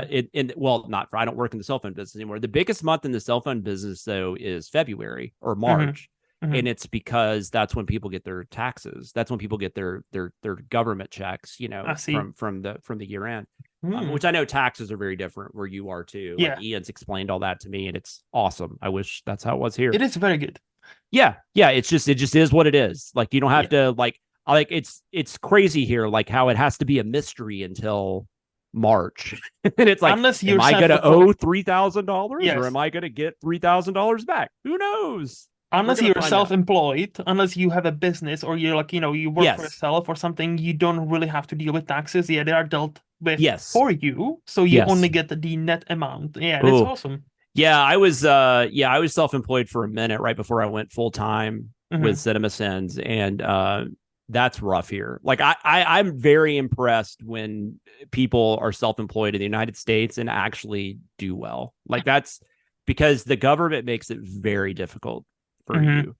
U.S. government doing something difficult for their citizens. It's crazy, I'm right? Yeah. shocked. I'm so Yeah. shocked. Yeah, it's amazing. Our healthcare system's perfect. Or no, yeah, it's wild. It is amazing that the majority of us even have enough money at the end of the day to eat, and some of us don't. So Yeah. it's rough. And I hope, like when I was talking about that about phones, the cost, I hope I didn't come off sounding like No, like no, no, super snobby. I didn't mean it no, that no, way. I not was at just all. saying I understand. No, it's actually a good point. Yeah. And again, you're Yeah. right. Because like that's why I brought up where I'm from. Because like, those phones, as you said it correctly. iPhone will always cost what it costs, pretty much no matter what country they are in. Yeah. So like in the UK, like these my salary or like average salary is different. So technically, if you were to go for the newest iPhone, you can easily save up for it even from like a minimum, like a minimum wage. In Hmm. Czech Republic, it's different story, and Yeah. it's that price is But crazy. like I said, a lot of people here can't afford them and they still buy them. That's what I don't understand. That's what I'm saying. The tax Mm, month is like they take all their money they get from their taxes, which yeah, isn't like if you get a bunch of money at the end of the year, that's not really a positive. It hmm, means you've been giving way too much the yeah, previous 12 months. I mean, that's a whole other conversation, but hmm, and everybody has a different theory on that. But then taking all that money and then just going and buying a phone, like it's just so weird to me. it is. But people buy what they want to. I mean, I buy a bunch of movies. People Hmm. probably think that's stupid, or I buy books. It's Yeah, like, I mean, but I don't know. It's like I just don't understand like spending like $1,000 on a phone. But sometimes you got to do what you got to do. me So neither. But hey, TV shows or movies? I mean, movies. I do love I mean, I watch a lot of television. Hmm. I Hmm. probably don't watch as much as I used to. Of course, now it's so different, and I Yep. haven't had traditional cable Hmm. for a few years, but I still obviously I have a lot of streaming plans, so it's not like I don't have access to these shows. But movies are your Everything's like so jam. different. Like network television's different. Just everything's so different now. So Correct. I Yeah. I definitely keep up more with movies. I mean, I still go to the theater a lot, and Hmm. I watch the new stuff on streaming, and I watch a lot of older stuff too. So I mean, Yeah. I spend more time with movies, Hmm. but it's closer than I think a lot of people would realize. But yeah. Yes. Well, TV is awesome, especially nowadays. So like, I cannot blame you. Well, in some TV, you could argue, is that a movie? Like, I mean, because and some people on Letterboxd will tell you that it is, because you'll have Yes. people like rating like Midnight Mass, and it's like, And okay, soon, Letterboxd is adding all the TV shows. I don't know if yeah, you which is heard. interesting. I started messing around with Serialized a little bit more Hmm. Hmm. recently. Like I was on there early and I didn't really like it, and they Hmm. had a lot of kinks to work out, and I know they worked out a lot of those things. But now that Letterboxd is going to start doing that, I wonder what that's going to change. I wonder if that's going to like screw up. I don't know. I'm Yeah. fine with it. I mean, that's fine with me. I mean, I'll definitely check it out because I do the I am the guy that just doesn't want ads, so I do pay like the $20 a year or whatever for Same. Letterbox. Yeah. And Same. I like it because I also, you're supporting them, and I think Correct. that's a pretty cool site. It's still, and it's I wish it was more, like social media centric, just because Hmm. I think that would make it a lot more. I would definitely be like, I really don't need Twitter now. Yeah. But and I know you still have assholes on Letterbox. I mean, I'm not, Hmm. but I don't know. Like I enjoy interaction on there more, but it's harder to interact on there. You have to just It like leave is. comments, and then so. No, it is. But yeah. Somebody mentioned that not having like a DMs on Letterboxd is the best Hmm. thing that's ever happened to women on Letterboxd. Hmm. Especially like, when they review movies and stuff. I'm like, that's a great point actually, like that angle I've never considered. If they had a DMs, yeah, that could quickly turn, Twitter It could. 2.0. I honestly, I haven't had a lot of negative. But I'm also like, I'm a guy, and so Mm-hmm. I've talked to many women that even like Danae, who I work with. I mean, they tell me stories about stuff that happens in their DMs. I'm like, that is Yep. insane. Like there Yep. are like, how do you act like that as a? It's just crazy. So It I is. haven't had a ton of negative. Every now and then I'll get somebody being like, I don't agree with this or whatever. Mm-hmm. But I also learned how to like kind of lock mine up a little better to where, you can only talk to me if you follow me and all that kind of stuff. Yeah. But yeah, I don't know that I want that on Letterboxd, but I wish there was an easier way to like kind of, I guess, share and communicate. And maybe I haven't messed with it enough. Maybe there is, Mm-hmm. but Mm-hmm. I mostly just use it now as like kind of a keep up with my own Yeah. stuff. And then Same. I'll throw a list on there and stuff because I like making lists. But Yeah. Occasionally in like a good list. Nothing yeah, better than a good list. if I I've get seen you. like everything from a director, like I might do a director ranking, that kind of thing, But Mm-hmm. Mm-hmm. but yeah, mostly I just use it for my own personal logging and what I'm And keeping keep up up with the with. people who I actually like and Yeah. read about what they think about the movie I just watched. So Yeah, yeah. I love going on there though when I've really liked something or I really hated something, and like everyone I follow is like the exact opposite. I'm like, well, I guess Yeah. I don't know what I saw. Like but that does happen, I'm just like, oh. It's always funny. It's like, oh yeah, this is a string and banger, and then you log in, and the movie is like 2.4, and everybody's like Yeah, two or even stars, like one, 3 or something, and you're just like, huh, okay, maybe I like that a little. Maybe I was in a really good mood. possibly. Tea or coffee? Oh, it's definitely coffee. I don't drink a lot of coffee. Hmm. I cannot stand tea. Okay, That's actually, I should have said that as a dislike. I all really right. dislike tea. Like I have like a gag reflex with it. And it Damn. doesn't matter. Now, I will say this. Ian Hmm. has told me over and over that he's going to make me like a proper, and that British has not tea. happened. Yeah. I told him I would try it. He doesn't Hmm. think I'm going to like it, but he's like, "Oh, you should give it a shot."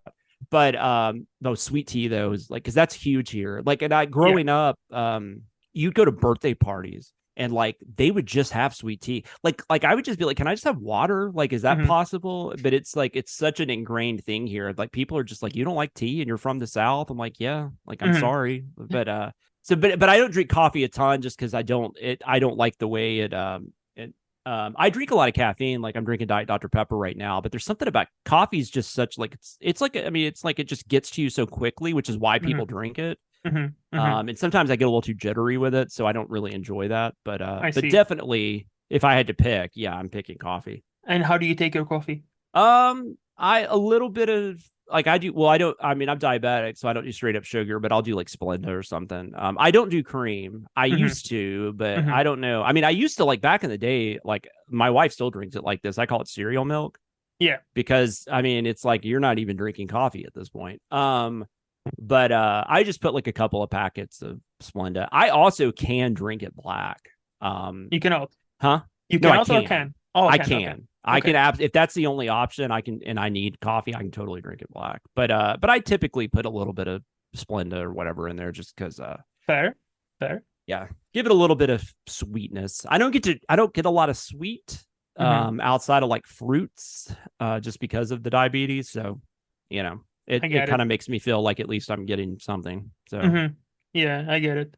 Money or free time? what was the first one? Money. Yeah.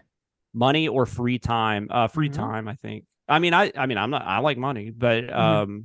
yeah, just having, yeah, I think I would say free time if I had a, if I, that's weird though, because I It guess you is. kind of have to have money to have free time. But It's that kind of conundrum, isn't it? Yeah. but I love when I just have nothing to do, which Mhm. Mhm. I mean, we're pretty chill. Like we don't travel a ton, and like my daughter does do a lot of extracurricular stuff, but still, I mean, it's when we have a weekend where we just have nothing to do, Mhm. it is awesome. Like Mhm. I love that more than anything because you can just like I like staycations too. My wife's Mhm. not as big a fan of that. She wants to go somewhere if she's actually taking time off of work, which is Mhm. fair. I Mhm. totally respect that. But my favorite vacations are like when we go somewhere, like I like going, like we go to Disney a lot and I like Yeah. Disney, but Disney's very hectic. Like it's very, you Yeah. got to be at a certain time and all that kind of stuff. I mean, I like where the times where we just get like a condo and we're just, just chilling I know. and, Yeah, no, that's just don't have anything to do. I mean, yeah. that's the best, but you have to have money to do that. So it's kind of weird. That's the conundrum, isn't it? Yeah, no, I get it. I get it. Staycations are also kind of cool. I do enjoy Yeah. just, having nothing to do and being at home or catching up on like, podcast or writing. Yeah, it's good. Yeah, reading a book or just, Yeah. whatever. Like it's just, it's Mhm. just I don't even care what I'm doing. Just knowing I have the knowledge that like I don't have to be anywhere, I don't have to do Yeah. anything. Yeah. That's amazing Correct. because it Yeah. doesn't happen a lot, So Hmm. when it does, it's cool. It is. Honesty or other people's feelings. Ooh, ooh. I really do care about other people's feelings. I'm not gonna lie. Hmm. I'm not just saying that to be like an amazing person. Are you saying like so you're saying like would I lie to Yeah, yeah, to protect somebody I else's feelings. I knew. I mean, I think it's honesty, but Hmm. I would definitely be honest in the nicest way possible. Like if you ask me I don't think I'm brutally honest, but if you ask me a question, like I'm gonna answer you the way I feel. But you Hmm. also don't have to be a dick about it. Like there's ways to not, Yeah. No, like, Because I was talking, my wife and I were talking about this last night. A friend of ours, we were mhm. talking about her mom and how much we love her mom because her mom is just like we've known this person forever, so we like kind of it was actually how my wife and I met was through this mutual friend, Okay. and so I've been friends with this girl for I don't know since I was probably like 16 or 17, and so like I kind of grew up with so I knew her mom really well, and her Hmm. mom was so honest. Like I'd come over to the house to meet up with them or whatever to go somewhere, and her mom would be like, Jonathan, that shirt's not that's just not really you.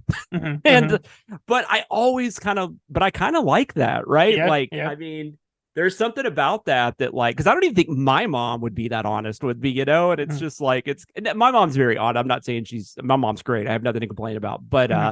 I don't know that she would ever be that brutally honest with me. So I like that. And I definitely like that in relationships. Like that's the thing I love about my wife. One of Hmm. the main things I love about her is that I never have to second guess what's going on in her Yeah. head. Like she's very upfront about everything. So I know if she's in a like I know if it's a day where I need to leave her alone, Hmm. even if it's not something I did. Hmm. Um, and she makes that very clear, and I hope I do for her.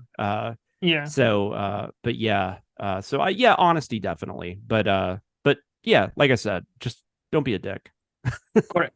See, motto to live by. Just try not to be a dick. That's a good motto to live by. Yeah, yeah. Probably the most important question of all: ninjas or pirates? Ninjas or pirates? Oh, Yes. ninjas.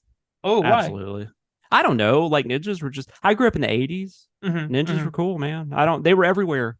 Like Yeah. I don't know how to explain this. Like it was so insane to me. Like to go back and watch '80s movies, Yeah. and it's like it was a movie that had nothing to do with ninjas. There would just be ninja or like karate or something. Like it was just like that was such a. I took karate. Everybody took karate in the '80s. You know, it was Well, we all wanted to be Karate Kid. Daniel LaRusso. Yeah, exactly. Karate Kid, just 80s, peak 80s. Just like it's like everybody started skateboarding after Back to the Future.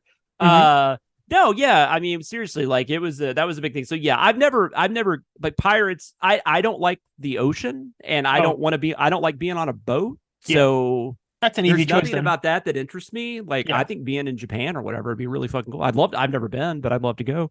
Me too. And just having the abilities of a ninja, just knowing that like no one can mess with me, like if I would just have that kind of discipline and ability. Like that's really cool to me. Pirates are just kind of thieves and and rapists and you have to be on a boat. And exactly.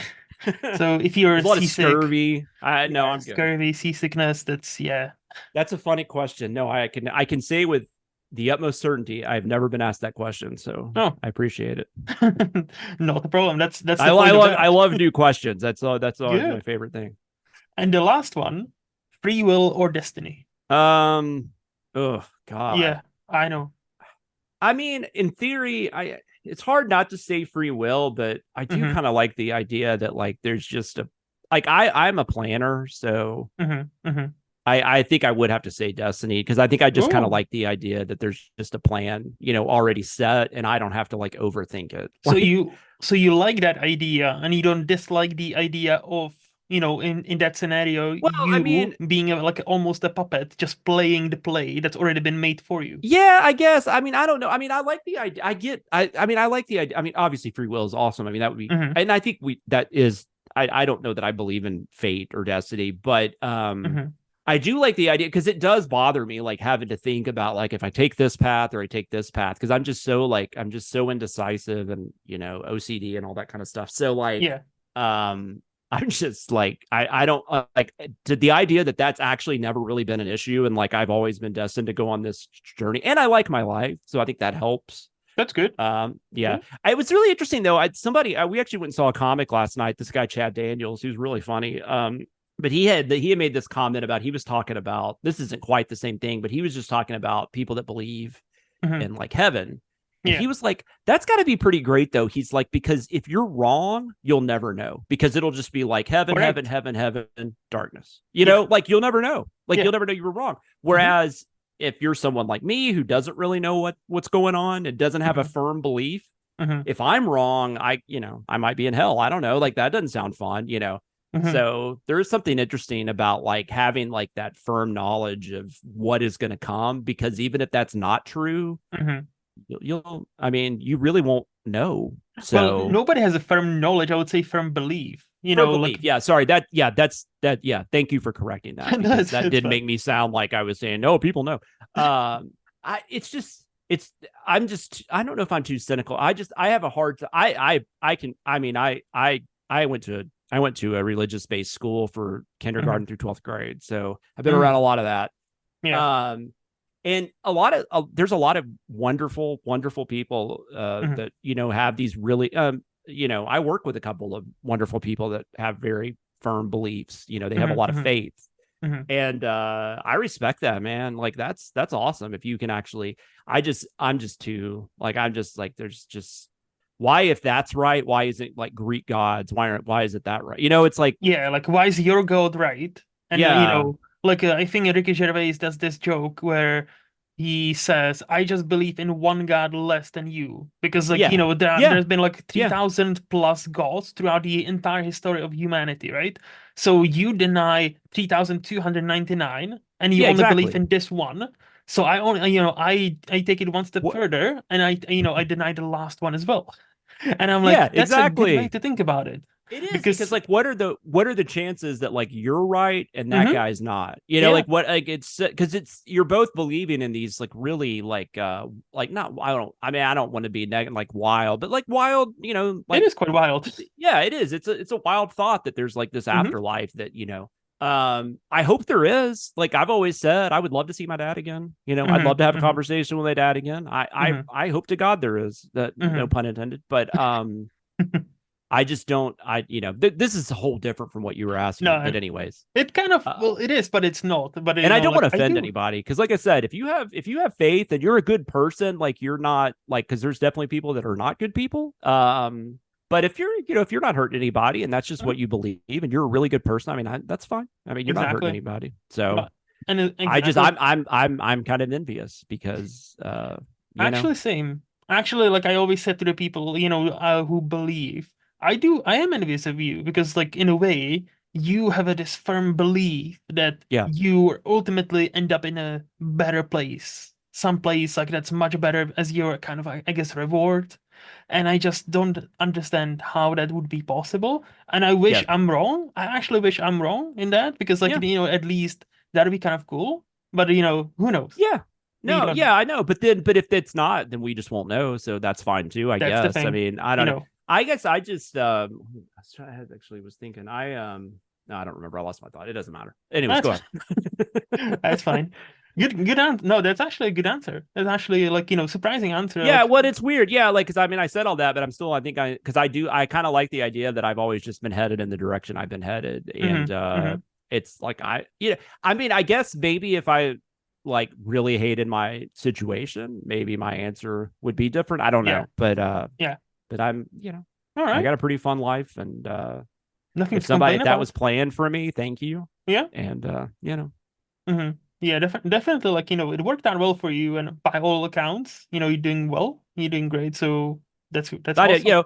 Next year maybe it'll be a different story. But right now, nothing is. Yeah, there's nothing. That's nothing a scary thing, death right? and taxes. Death and taxes are the only sure thing you can rely on. Yeah, and like, well, and do you have any kids, by the way? No. Oh.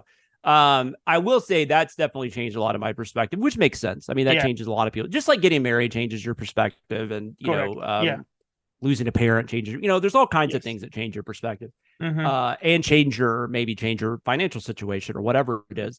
But like I said, I've talked about that earlier. Like just having a kid definitely gives you one, like it's a worry that you didn't have before, because now it's like, oh, I got to make sure she's good too. Like that's what I'm more concerned about, and also making sure I'm around as long as I possibly can be, because I don't want to miss any of this, that kind of, I don't know. It's just no. Yeah, now you're responsible for one or two extra humans. Like, if you have two kids, and now you're not just responsible for yourself, you're responsible for two or one humans you created. So I also, it's kind of the scary. other thing, my wife jokes about this. Like, I hope she actually wants to take care of us at some point too. Like, that's important, because that's a bonus. Like, you got somebody to actually take care of you when you're older if you're not doing well. That is true. Like my wife takes care of her parents. We take care of my mom if she needs anything. But yeah, so hopefully we raise her well enough she doesn't hate us and she'll actually hang out with us. And well, by the by the everything you just mentioned, I think like she's gonna turn out fine. So yeah, I mean, she's in that I don't give a shit phase. So and it's only going to get worse because she's about to be a teenager. So I've been warned, but we'll see what happens. But hopefully my thoughts and prayers. But at the same time, like I've kept this human alive for like 12 years, like almost 13 years, like that. If you had asked me if I could have done that, like when I was 20, I would have been like, probably not. No. Yeah. So I'm almost kind of impressed with myself in a weird way. And I don't mean that like I'm not vanity, but I mean, you do kind of like, it's interesting when you find out what kind of parent you are. Like that's a pretty fun, I guess it could be a bad thing too for some people, but for me it was just like I actually really enjoyed, because I didn't know that I wanted kids, and we had gone back and forth and we were never super trying, but then we just got to a point where we weren't not trying, and so we just it happened, and because we were older, and we probably could not have even had a kid like a year later. Like it's kind of crazy how all that happened. Another reason, like maybe there is destiny, I don't know. And you also talk about like, I wish I'd had her younger, but then I wouldn't have had her. Like it would have been a different kid. Yeah. So again, it might have been a boy. And none of us want a boy, right? I mean, we were boys. We don't want that. No, I'm just kidding. And before we move to the Flix part of this podcast, do you have any hot takes or controversial opinions you are willing I to mean, we've share with talked us? about some of that, I Yeah. guess. I wrote down some like silly things, Okay. like the one thing I've discovered as I've gotten older is Hmm. I like comfort, and it's funny like how you used to be like, oh, like I can't believe people spend like $80 on jeans, Hmm.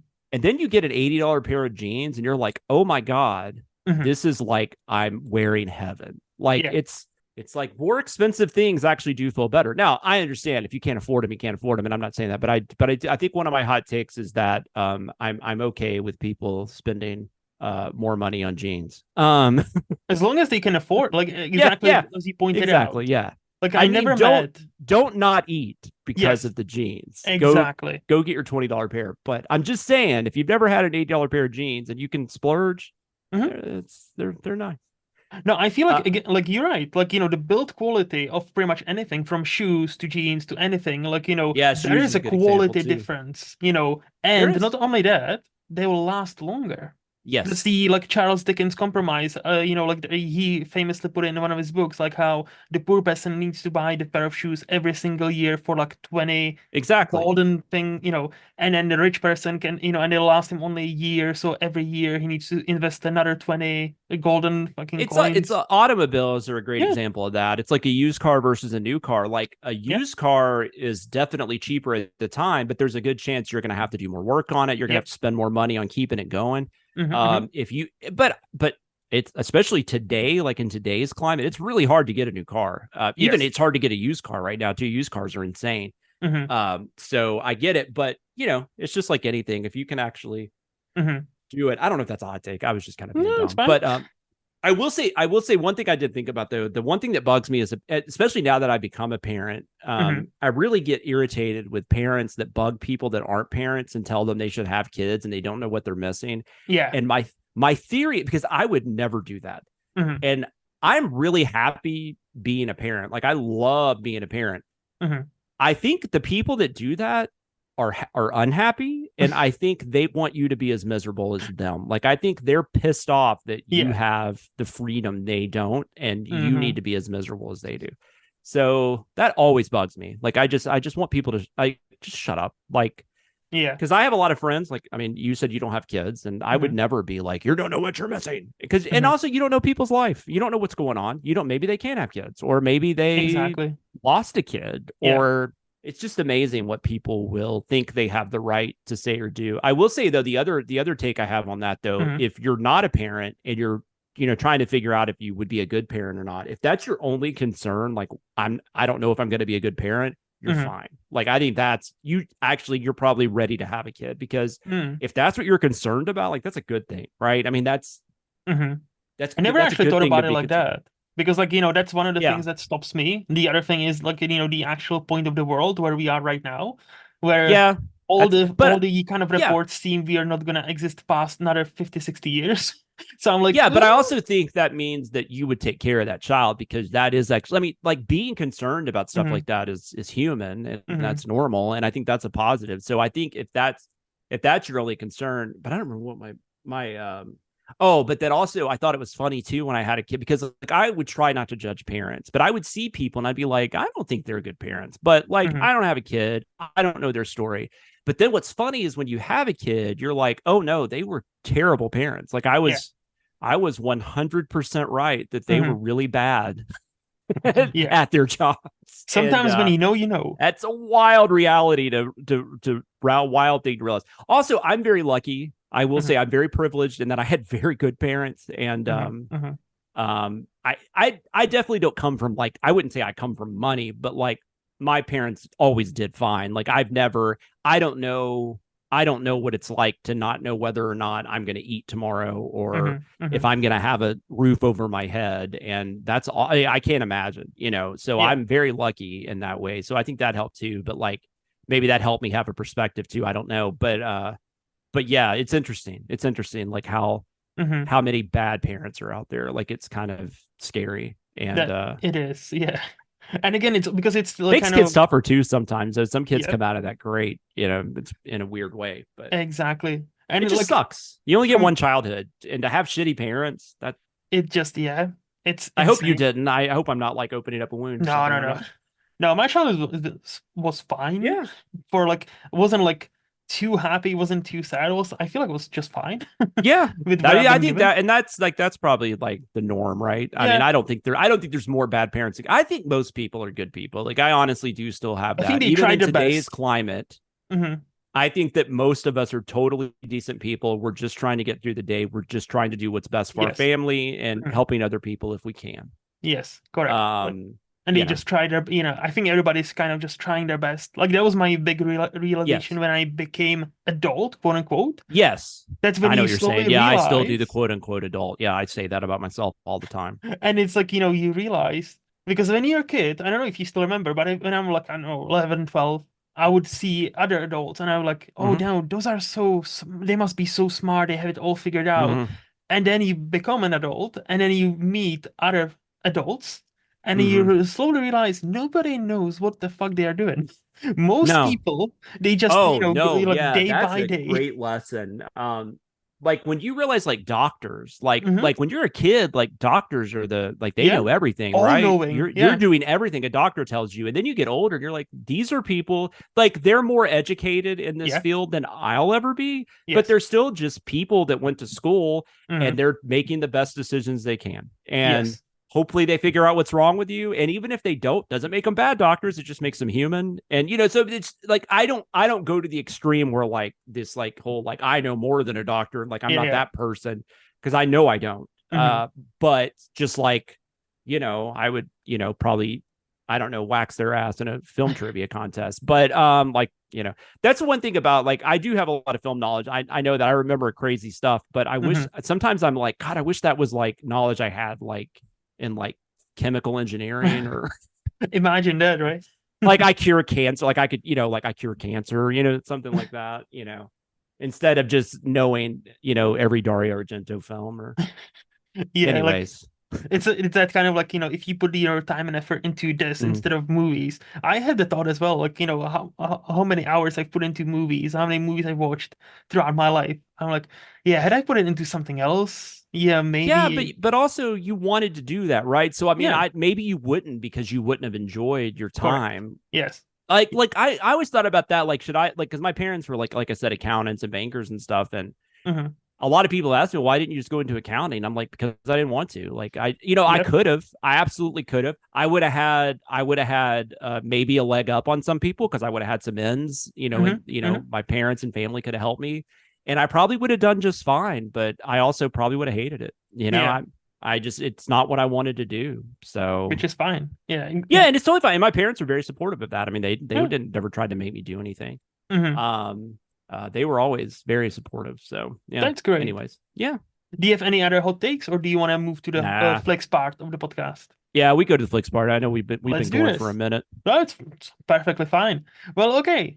So this is where the point where I ask Jonathan, what is the last new movie you would have rated 5 out of 5, and anything It's a 2020s? it's a 2024. It's the only Oh, 2024 film I've given 5 stars to. It's mhm. Late Night with the Devil. So Oh, I heard good and things about that. yeah, and and it's really, it's weird to say, because I mean, it's possible a year from now I'll be like, well, maybe that's a 4 or 4.5, because Hmm. obviously I've only seen it once. I'm going Hmm. off my first viewing, but I mean, it just blew me away. Like, Hmm.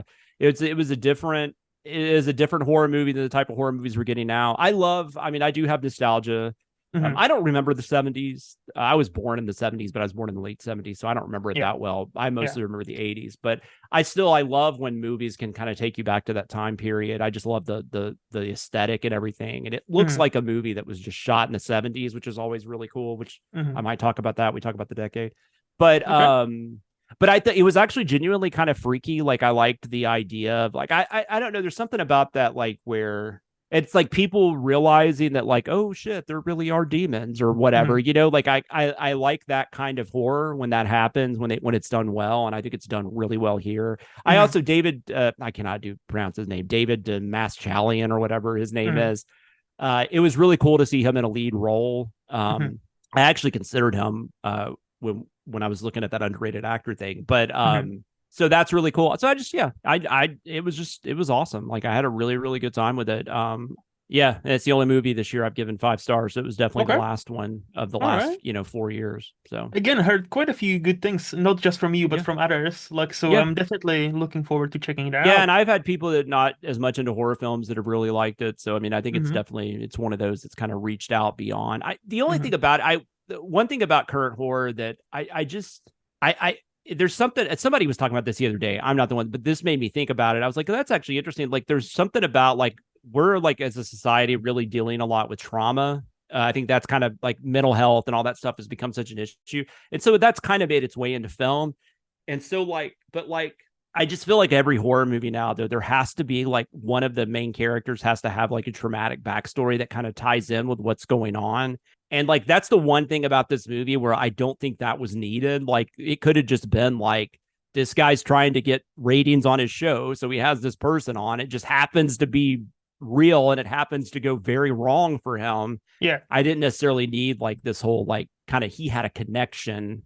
Mm-hmm. Mm-hmm. And I don't want to give away anything. And I don't think I am, but like that's just something I've noticed. And somebody was talking about the other day on a podcast that I thought was interesting. It's like, that's true. Like, and I think that does kind of bug me a little bit because sometimes, it's just killer clowns from outer space and they come Correct. kill people and Yes. people have to fight them. And it doesn't have to be anything beyond that. Like, Yeah. Sometimes the simpler, simpler the yeah. better. But And anyways, so if I exactly. had any complaints, that'd probably be the only thing about it that I thought was a little stretched. It Yeah. kind of stretched. I just kind of wish it had been a little more just straightforward, but it's fine. Mm-hmm. I mean, it doesn't like ruin it or anything. It's just one of those things. I get it. No, Yeah, again, looking forward to it. Looking forward to yeah. it. I hope you enjoy it. What is the last teen movie you rated 5 out of 5 for purposes of the podcast? Anything between 2003 and 2019? Inside Llewyn Davis, I saw earlier this year, Oh, actually for the first time. It was one of the couple of Coen Brothers films I hadn't seen. that's a great one. Yeah, it is. It's really good. I don't know why I hadn't watched it. I missed it in the theater for whatever reason. And Mhm. sometimes, like with more recent stuff, when I miss it in the theater, especially if it's like towards the end of the year for some reason, because I'm usually like when the new year starts, I'm like so into like going to see the new movies. And so Yeah. sometimes I don't go back. I do more now than I used to, Mhm. because I have a little more time and I also have to do it for my job sometimes. But that was one I just hadn't caught up with. And I think it was on Criterion Channel and it was about to go away. So I'm like, I should watch this. And yeah, it Mhm. was amazing. I loved it. Obviously, I gave it 5 stars. But Mhm. and I mean, I don't like it's weird when people talk about your favorite directors. I don't always immediately think about the Coen brothers, but they have so many movies that like I've probably given 4.5 and 5 stars to. Yep. Like they've had a couple I haven't liked as much, but oh my Mhm. God, like their ratio for hit and miss is high. They are quite reliable. They are definitely that. So And that is a great one. Like Oscar Isaac, that was, yeah, like also, just yeah. before he kind of blew up. Mm-hmm. So like, there was, and the cat, the cat. Yeah, the cat's Spielberg's movies. great. The music's I don't like folk music really, but like the music in it See, works. Like it works because like the moment yeah, you mentioned that, and it I feels already like hear real the music song. too. And I already hear the song that the Yeah, swing, like yeah. what I can already hear it. And it feels like a real song because I think that's Mhm. a problem. Like I just Aaron and I were talking about this the other day. I just saw the Fall Guy the other night, and that's not a song, but that's got like I've always talked about how like when they do like movies within movies, a lot of the time the movie within the movie doesn't even feel like a real thing. Yeah. Whereas like in the Fall Guy, it actually does. Like you're actually watching that going, oh, this totally feels like Zack Snyder Hmm. directed this movie or something. But the same with music. I think a lot of the times like music is overdone. It's silly. And Yeah. it's not like because they're trying to like they're making it a little more broad. They're trying to make a point. But Hmm. like it inside Llewyn Davis, like that felt like, these are actual songwriters, and this is an actual song that I could see being a hit Hmm. Hmm. and causing this chain of events to happen. Hmm. It's because as much as I like love Pop Star, I think Pop Star's great, but Pop Yeah. Star, like the songs are so silly, and you're just like, Yeah. I love them, but at the same time, I'm like, these would not exist. Like, I'm sorry, like Well, that's the kind of uh, point, isn't it? Like, like they parodying yeah, and for that the movie, I think it is the yeah, point. yeah. But I don't know, but like Spinal Tap, like those songs feel pretty real. Like when you watch Hmm. Spinal Tap, like I thought they were a real band when I was Hmm. younger, just because that's Well, just how I knew them. And many I people didn't know did, who right? Michael McKean and Christopher Guest were. Yeah. And now, like So especially Michael McKenna, like just yeah. he And I like guess with Better technically Call they Saul. kind of became a band. They toured and, Hmm? kind of like Tenacious D or something, but Yeah, I don't know. It's interesting. Could be a new Spinal Tap movie, which I'm really actually really excited about. that'd be interesting. Yeah. Yeah, I think Rob Reiner's directing it too, so maybe we'll actually get a good Rob Reiner movie finally after 20 years or whatever. But Yeah. anyways, that's a whole Yeah. other story. What is the last adult movie you would rate 5 out of 5? Which is anything in between 2002 and 1975. Yeah, I just saw this a couple of weeks ago. 1991's Defending Your Life. It's Albert Brooks. It's one of the few movies Mhm. he directed, and it was really good. It was actually all about like he plays a character that passes away in a car accident, and he actually has to go like he goes to like purgatory. It's like this middle area, Mhm. and he actually has to defend his life so they can Yeah. figure out whether he gets to move. Have you seen it? No, is Oh, it has it been on like a Recotopia recently? I think like the yes, main they actually did cover it on Recotopia. That's see why it kind of got back in my head, but then I didn't yeah. watch it till like a couple months later. But I haven't it was watched it also now. on Criterion Channel. It was Hmm. going away. A lot Hmm. of my viewings every month is like, what's leaving the Criterion Channel? Same. I'm discovering. But he has to actually defend his life. So it's a really interesting premise. And like Mhm. if he wins, he gets to go to heaven. If he loses, he has to go back to Earth as somebody else and try it again. Ah, I see. Which sounds awful. Like that, Hmm. like it's actually like this whole like situation. And I don't want to give away the ending, but like it did not end the way I thought it would. But Okay. I don't know. It's a really good ending. Like I loved it. And I love Albert Brooks, like his style of humor. I wish he directed more stuff. I mean, Yeah, I guess he's still alive, but like he's just he not, is. he's not making stuff anymore, but Hmm. as much. But yeah, I really, really, really liked it. I've kind of slowly been going through the few movies of his I haven't seen Hmm. over. Like I saw Modern Romance about a year ago. I really like Hmm. that too. So Okay. uh yeah. So No, yeah, like that the Defending of Life, I definitely heard about it for first time because of Recotopia. So I'm like, oh, mhm. how have I never heard of this movie?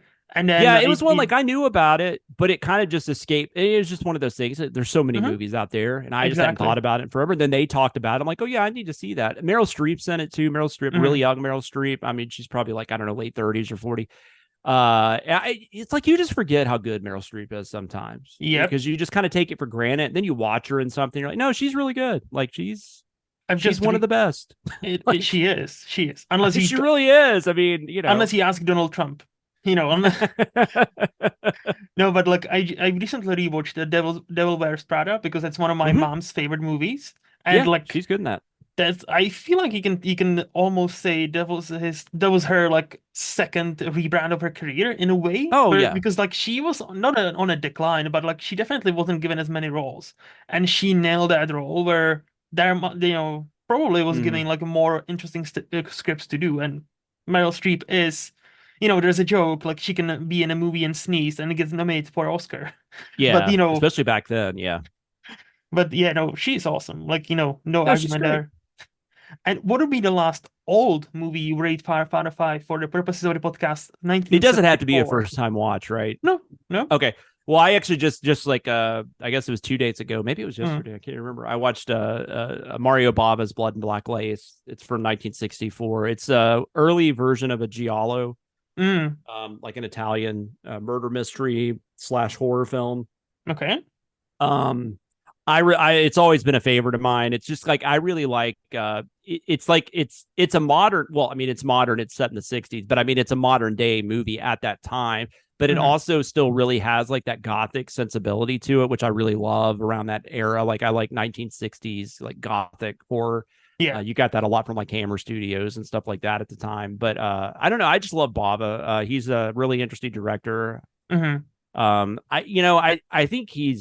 I think he's definitely known in film fandom, but he's definitely not somebody that gets talked about. If anybody gets talked about in that era, I think it's probably Argento. Yes. I still don't know that he's like really a household name, but like his movies get remade sometimes. He's Hmm. still Hmm. around doing stuff. I mean, Bob has Yes. passed away a while back, but Bob is in his. I mean, I think they're both probably about equal, but Hmm.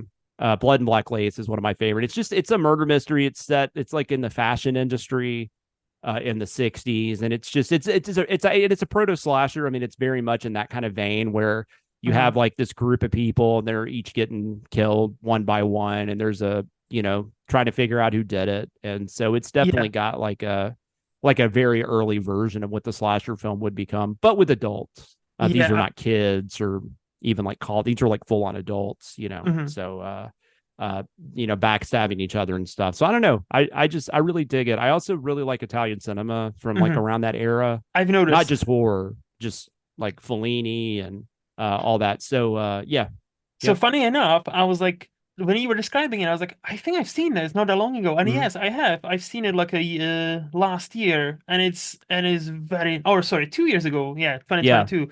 The letterbox tells me handy letterbox, and it was awesome. Like I yeah, gave it it's four and a great. half. It's a great, like as you say, it's a great prototype to like slashers, Hmm. and that kind of like gothic, like Italian thing. I have a soft spot for Italian cinema as well.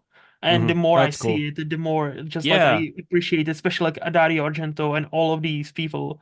Like Sergio Leone, like is one of my yeah, favorite. Leone's a great one too. Yeah, Leone's perfect. I love also like there's something about the way they use color. Yep. Um, I remember when I watched the Suspiria remake that Luca did Hmm. a few years ago, and I didn't mind, like it was fine, but like Hmm. one, and I'm glad he didn't do like the reds and stuff because that just would have been like he's Hmm. just absolutely copying it. But it was like it was super just dark and drab, Yeah. and I'm just Yeah. like. I just like the original, like, and the part of the why I Yes. like the original is because it's so bright. It's like even though it's horror, it's super bright like horror, and it's just there's Yes. something about that. Like if you can actually use color in that way, I think that's really interesting. And I don't the Italians, Leone did it too. The Hmm. Italians are just really good at it. I don't know They what are. was going on at that time with the color process. Maybe that's what Mhm. it was, but I love that, and that's this is a movie where it's just they everything just pops Yeah. in a way that it just doesn't now. And Hmm. that's probably something to do with film versus digital. And I'm not one of those people that thinks films look amazing now. Yeah. Some don't, but Hmm. a lot of them do. So uh, if you've got a talented person behind the camera, I mean, the movie's going to Yeah. look amazing. So Yeah. that's People the who care important part. about it. Yeah. People who actually care. Like, like most of those like people back in the time, especially. Like the original Suspiria, by the way, like I'll just say Hmm. this is such a great movie. Like for most of it, I was on board. I was like, yeah, that's a solid. And then the last 10 minutes happens when the like sheer horror happens. And when Hmm. that like creature emerges, I remember like still getting chills.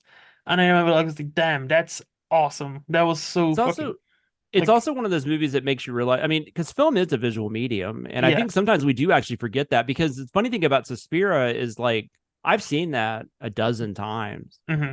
If you ask me to give you a plot synopsis, I don't know. Like, I Yeah. mean, I kind of know. Like, I mean, I could give you the basics. Like, she's a dancer, she goes to a Hmm. dance school. But as far as like what's actually going down, I'm not sure. I know everything, but I Yeah. don't really care because And you don't have to because it's a it's the vibe. visual thing. Some like nowadays there's like it's a vibe, genre almost, and you Mhm. either feel it or you don't, which is fine. Yeah. Like and there are so many movies where the plot is like as simple as it gets, but it's about the vibe of the movie rather than the narrative of the movie. Yeah, I mean, it's just there's not, and you can have movies that are the opposite of that, and they can be Yeah, amazing. But I correct. think it's interesting when people, I just wasn't, I'm just all about the story, and I'm like, I mean, I like story, but I still think there's story being told. I think it's just visually, Yeah. it's not plot specific. It's not being told to you. Hmm. Hmm. It's being shown to you. Yeah. And you get the same emotional reaction you get, from something that has a little more plot to it. It's not, I don't know. That's just Hmm. me. But yeah. But it is funny that like I love a movie so much. You're like, what's it about? I don't know. Exactly. It's just you Witches. need to explore it yourself. And Inferno, like I don't think Inferno. Have you seen Inferno from 1980, which was like the second one in the trilogy of the Mother's trilogy or whatever that Argento did? I'll double check. Because like I've seen some So of his. I've seen some of his. I'll always forget which I ones. hated I hated Inferno when I watched it when I was Not younger. yet. I mean I was probably like 18 or something. Hmm. But you have seen it? Is that what you No, said? not yet. Not Oh, yet. but it's definitely like talk about like really not knowing what's going on. I have no Hmm. idea what's going on in that movie, but I kind of love it now. So, Wait, but the thing is, Argento's really good at plot too, because like mhm, Tenebrae is my favorite movie of his, and I think the main thing about that movie that's so good is the mystery is really like he lays out the mystery really well. mhm, So he can actually tell a really good story that way too. mhm, It's he just whatever he was feeling at that time, and he also fell off harder than just about any director I've ever known. So it's kind mhm. of it's interesting, but he's still making movies occasionally. Like he just Yeah, had one come out a couple years ago. It was okay. he's still going Uh, strong. Well, He strong is can. a maybe strong Yeah. word. But I mean, I'm glad he's still trying. I mean, I'm glad Yes. he still gets involved in stuff. And they just released a documentary about him called Panico. It was on Shudder, AMC Hmm. Plus, and it's really interesting. Okay.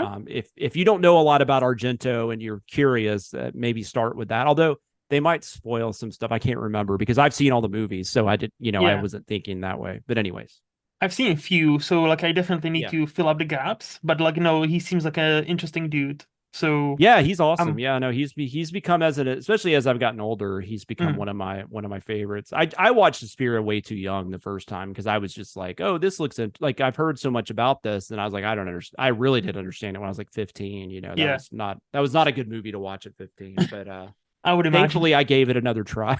Hmm. I would imagine. Speaking of that, and I'm really excited about what you're gonna say. What is your favorite movie decade?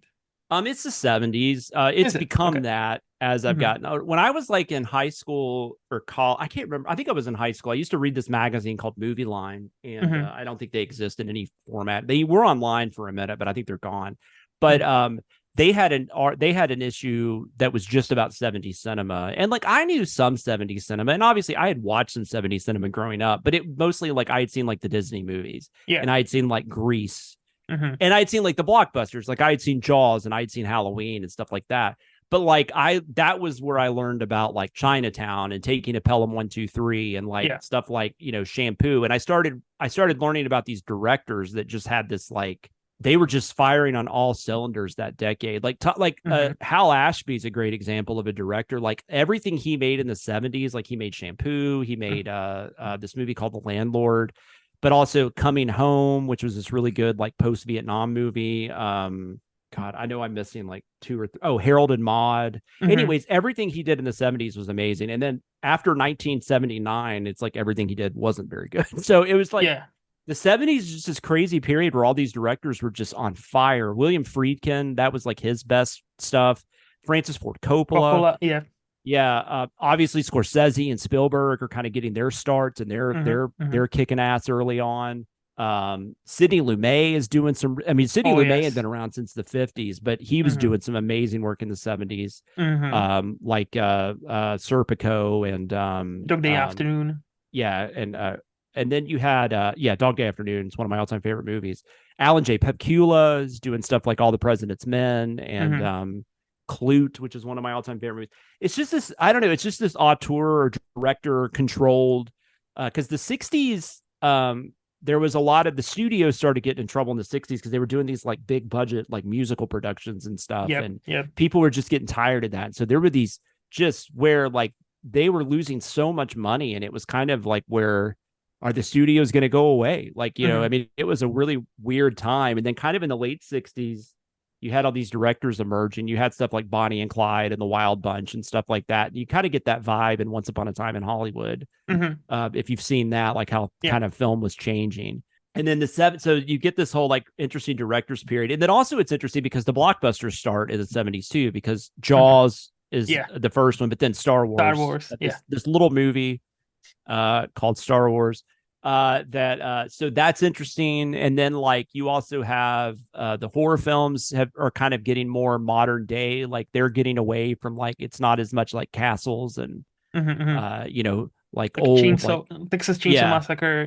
Yeah. yeah, you're getting like modern day stuff. Like Hmm. it's kind of got the same vibe, but it's set in the modern day, which that started in the late 60s. I think Rosemary's Baby and Night of the Living Dead in 68. That kind of Yeah. really kicked off like that era. But then in the 70s, you get like Dawn of the Dead, you get Halloween, you get The Omen, The Exorcist, Carrie. Hmm. You get Hmm. studios like putting all this money behind like horror films and stuff. So there's just all this stuff going on. There's crap. I mean, Disney actually is a really Disney almost dies pretty Yeah. much because of the 70s and the 80s because Little Mermaid saved Disney pretty much like, but Hmm. that was in 89. Yeah. So they're kind of faltering. They don't really know what to do. They're trying to kind of go into more adult cinema, and that's not really working. It's a weird Hmm. period. So there's a lot of crap going on too, but some of my all-time favorite movies are from that era, like Hmm. would have become my all-time favorite movies.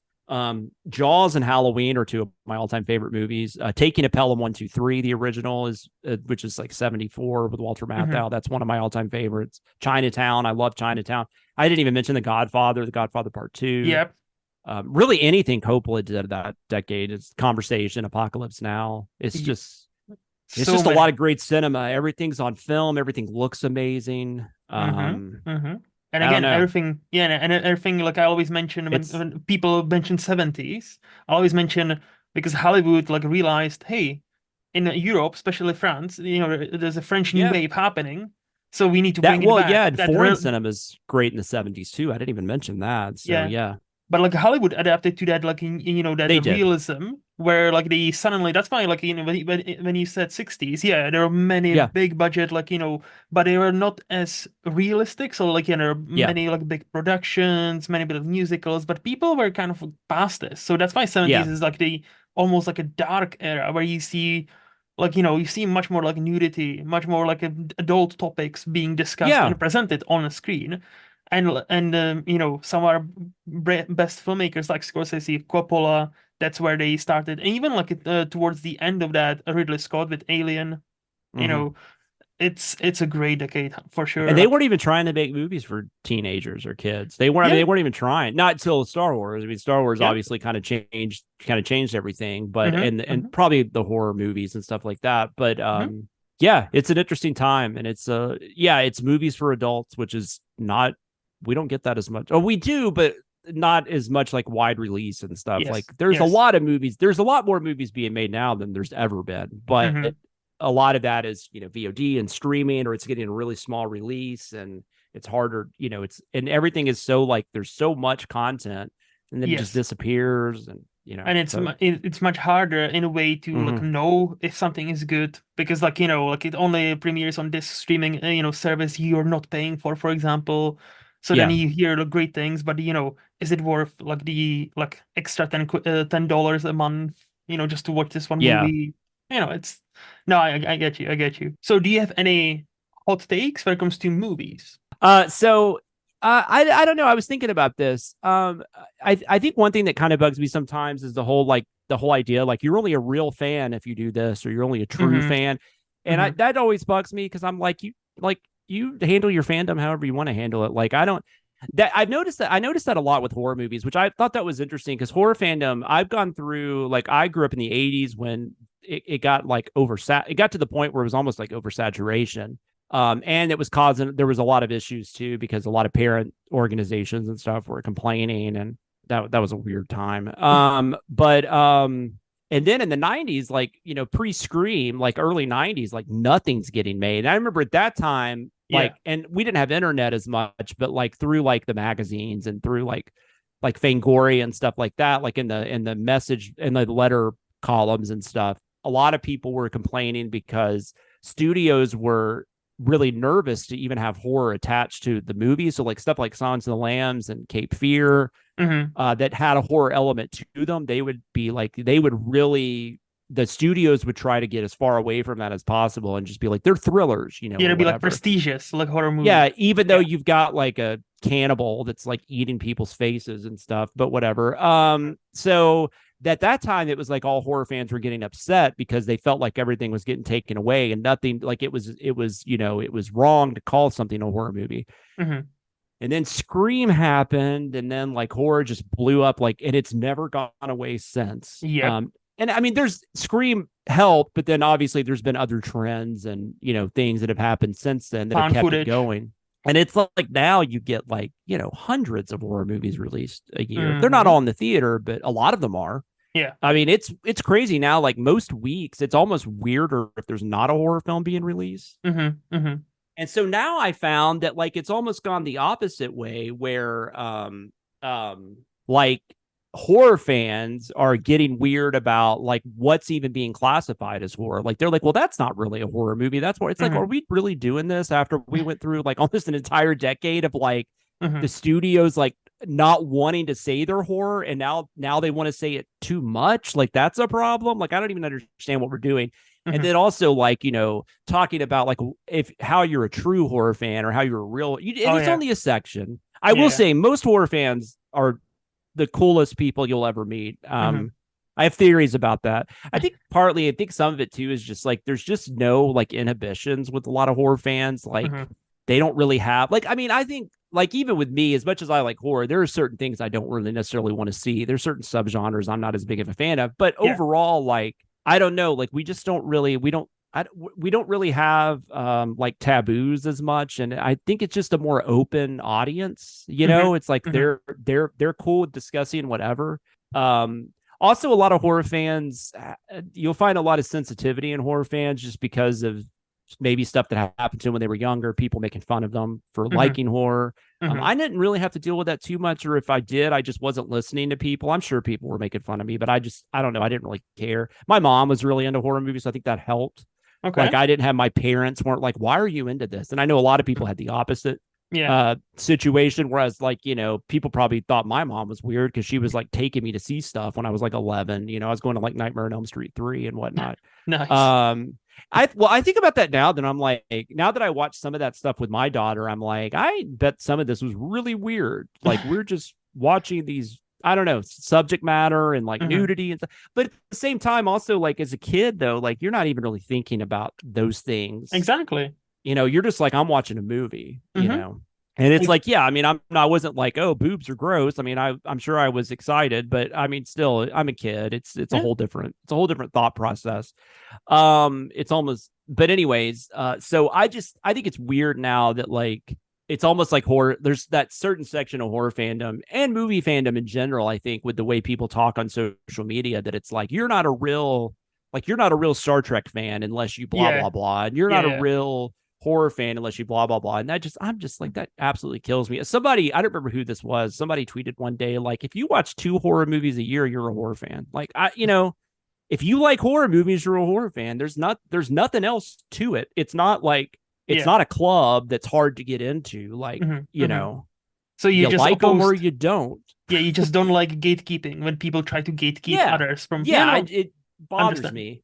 Yeah, Yeah, so so that's, yeah, I guess that's, but I don't know if that's really a hot take, but you know, mhm. it's just something that's one thing I think about. Also, I think it's, and I think this, we're getting away from this a little bit, but the way people take like the Oscars and like awards like so seriously, Mhm. like like their movie didn't get nominated. Like you know, you're obvious. Like it's so weird. Like I don't know why that bothers people. Mhm. Like because the awards don't affect us like really at all. I mean the awards to me are more just like either you're kind of paying someone respect that Yeah.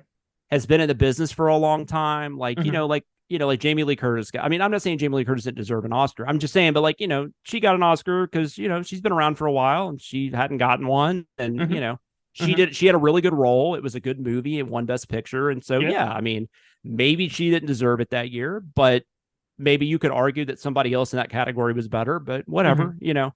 Mhm. I don't know why I just don't understand why people get so upset and riled up about stuff like that. And like, because at the end of the day, that's more of like an industry thing. It Yeah. doesn't have anything to do with us. We don't, I mean, it doesn't affect anything in our lives. It maybe helps their lives, maybe. Mhm. Sometimes it hurts like Sometimes, their yeah. career.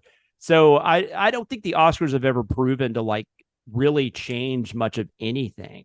Um, I agree with you. Like I don't yeah. I don't like a different angle. I agree with you, but I don't like it from the other point where there's a movie, and we've seen this happen twice now with Coda and with Everything Everywhere All at Once, where they Mm-hmm. won Best Picture, and before they won, they were like pretty much universally beloved, both Coda and Everything Everywhere All at Once, Mm-hmm. and ever since they won. Like I've already seen takes how especially about Coda, how hey, this Hallmark movie just won Best Picture, so anything's possible, and I'm like, get fucked. Like honestly, Well, yeah. like, Well, is it the that's most interesting. is it like the most interesting is like technically made movie? No, but Oscars is not, there are technical categories for that, and Coda did not win like best cinematography or anything like that, or best sound, No, I'm guessing. So like, best picture doesn't just mean it needs to stand out in every single category. Like, like it's exactly. like and it's to me that's the kind of people all we all, and I'm included, like, when they drop the nominations, we all have, oh shit, how did they not nominate this person or this movie Yeah, or yeah. this, And right? you're like, and I understand to the Yeah. point where you're like, that would have been cool. But like Yes. at the same time, I'm like, I'm not shocked. Like, Yeah. I mean, you know, And then like I think the last time I cared when Dark Knight didn't get nominated, which is oh kind of yeah, funny because I'm not even a huge Dark Knight fan anymore. But I mean, I like it. I'm not saying I don't like, but I just don't like it as much as I did back then. But I remember when that didn't get nominated, which is kind of why a lot of people think that's why they expanded. Yeah. I just remember at that time just being like, yeah, but I just don't care anymore. Like, because I kind of got invested in that, and I thought it was cool that it was going to be nominated, and then it wasn't, and I was disappointed. But then I was kind of like, but why am I disappointed? Like, why? What is Dark Knight gone now? Can I not enjoy it? And it's interesting you bring up those two movies. I'm not a huge fan of Coda. I'm not a. I didn't dislike it because I thought it was a Hallmark movie. I don't know. It just didn't work for me for whatever reason. And I didn't really. I liked Everything Everywhere All at Once, but I definitely didn't love it as much as a lot of people. But I enjoyed it. But like, I still at the same time though, both of those movies made so many people happy. Like, I remember, like, Jeremy, who I work with, who has which, I mean, he's made this public knowledge. I don't think I'm saying anything. He has hearing issues. Yeah. He's not deaf, but he has hearing issues. Yes. And that was like a big thing. Like, I remember when that movie came out, like, he was just praising the hell out of that movie. It was a big deal to him. And that Sound of Metal movie that came out a couple years before that, was awesome. Yeah, it's great. I like that a lot better than I did Coda. But yeah, so I mean, like, I don't, like, I wouldn't take that away from anybody. And and even if a lot of people didn't like it, like something like Crash, which won like in 2005, like, I still don't really care. Like, I don't know why people voted for that at the time. Maybe it was a political thing. Maybe it was people wanted to help out their friend or whatever.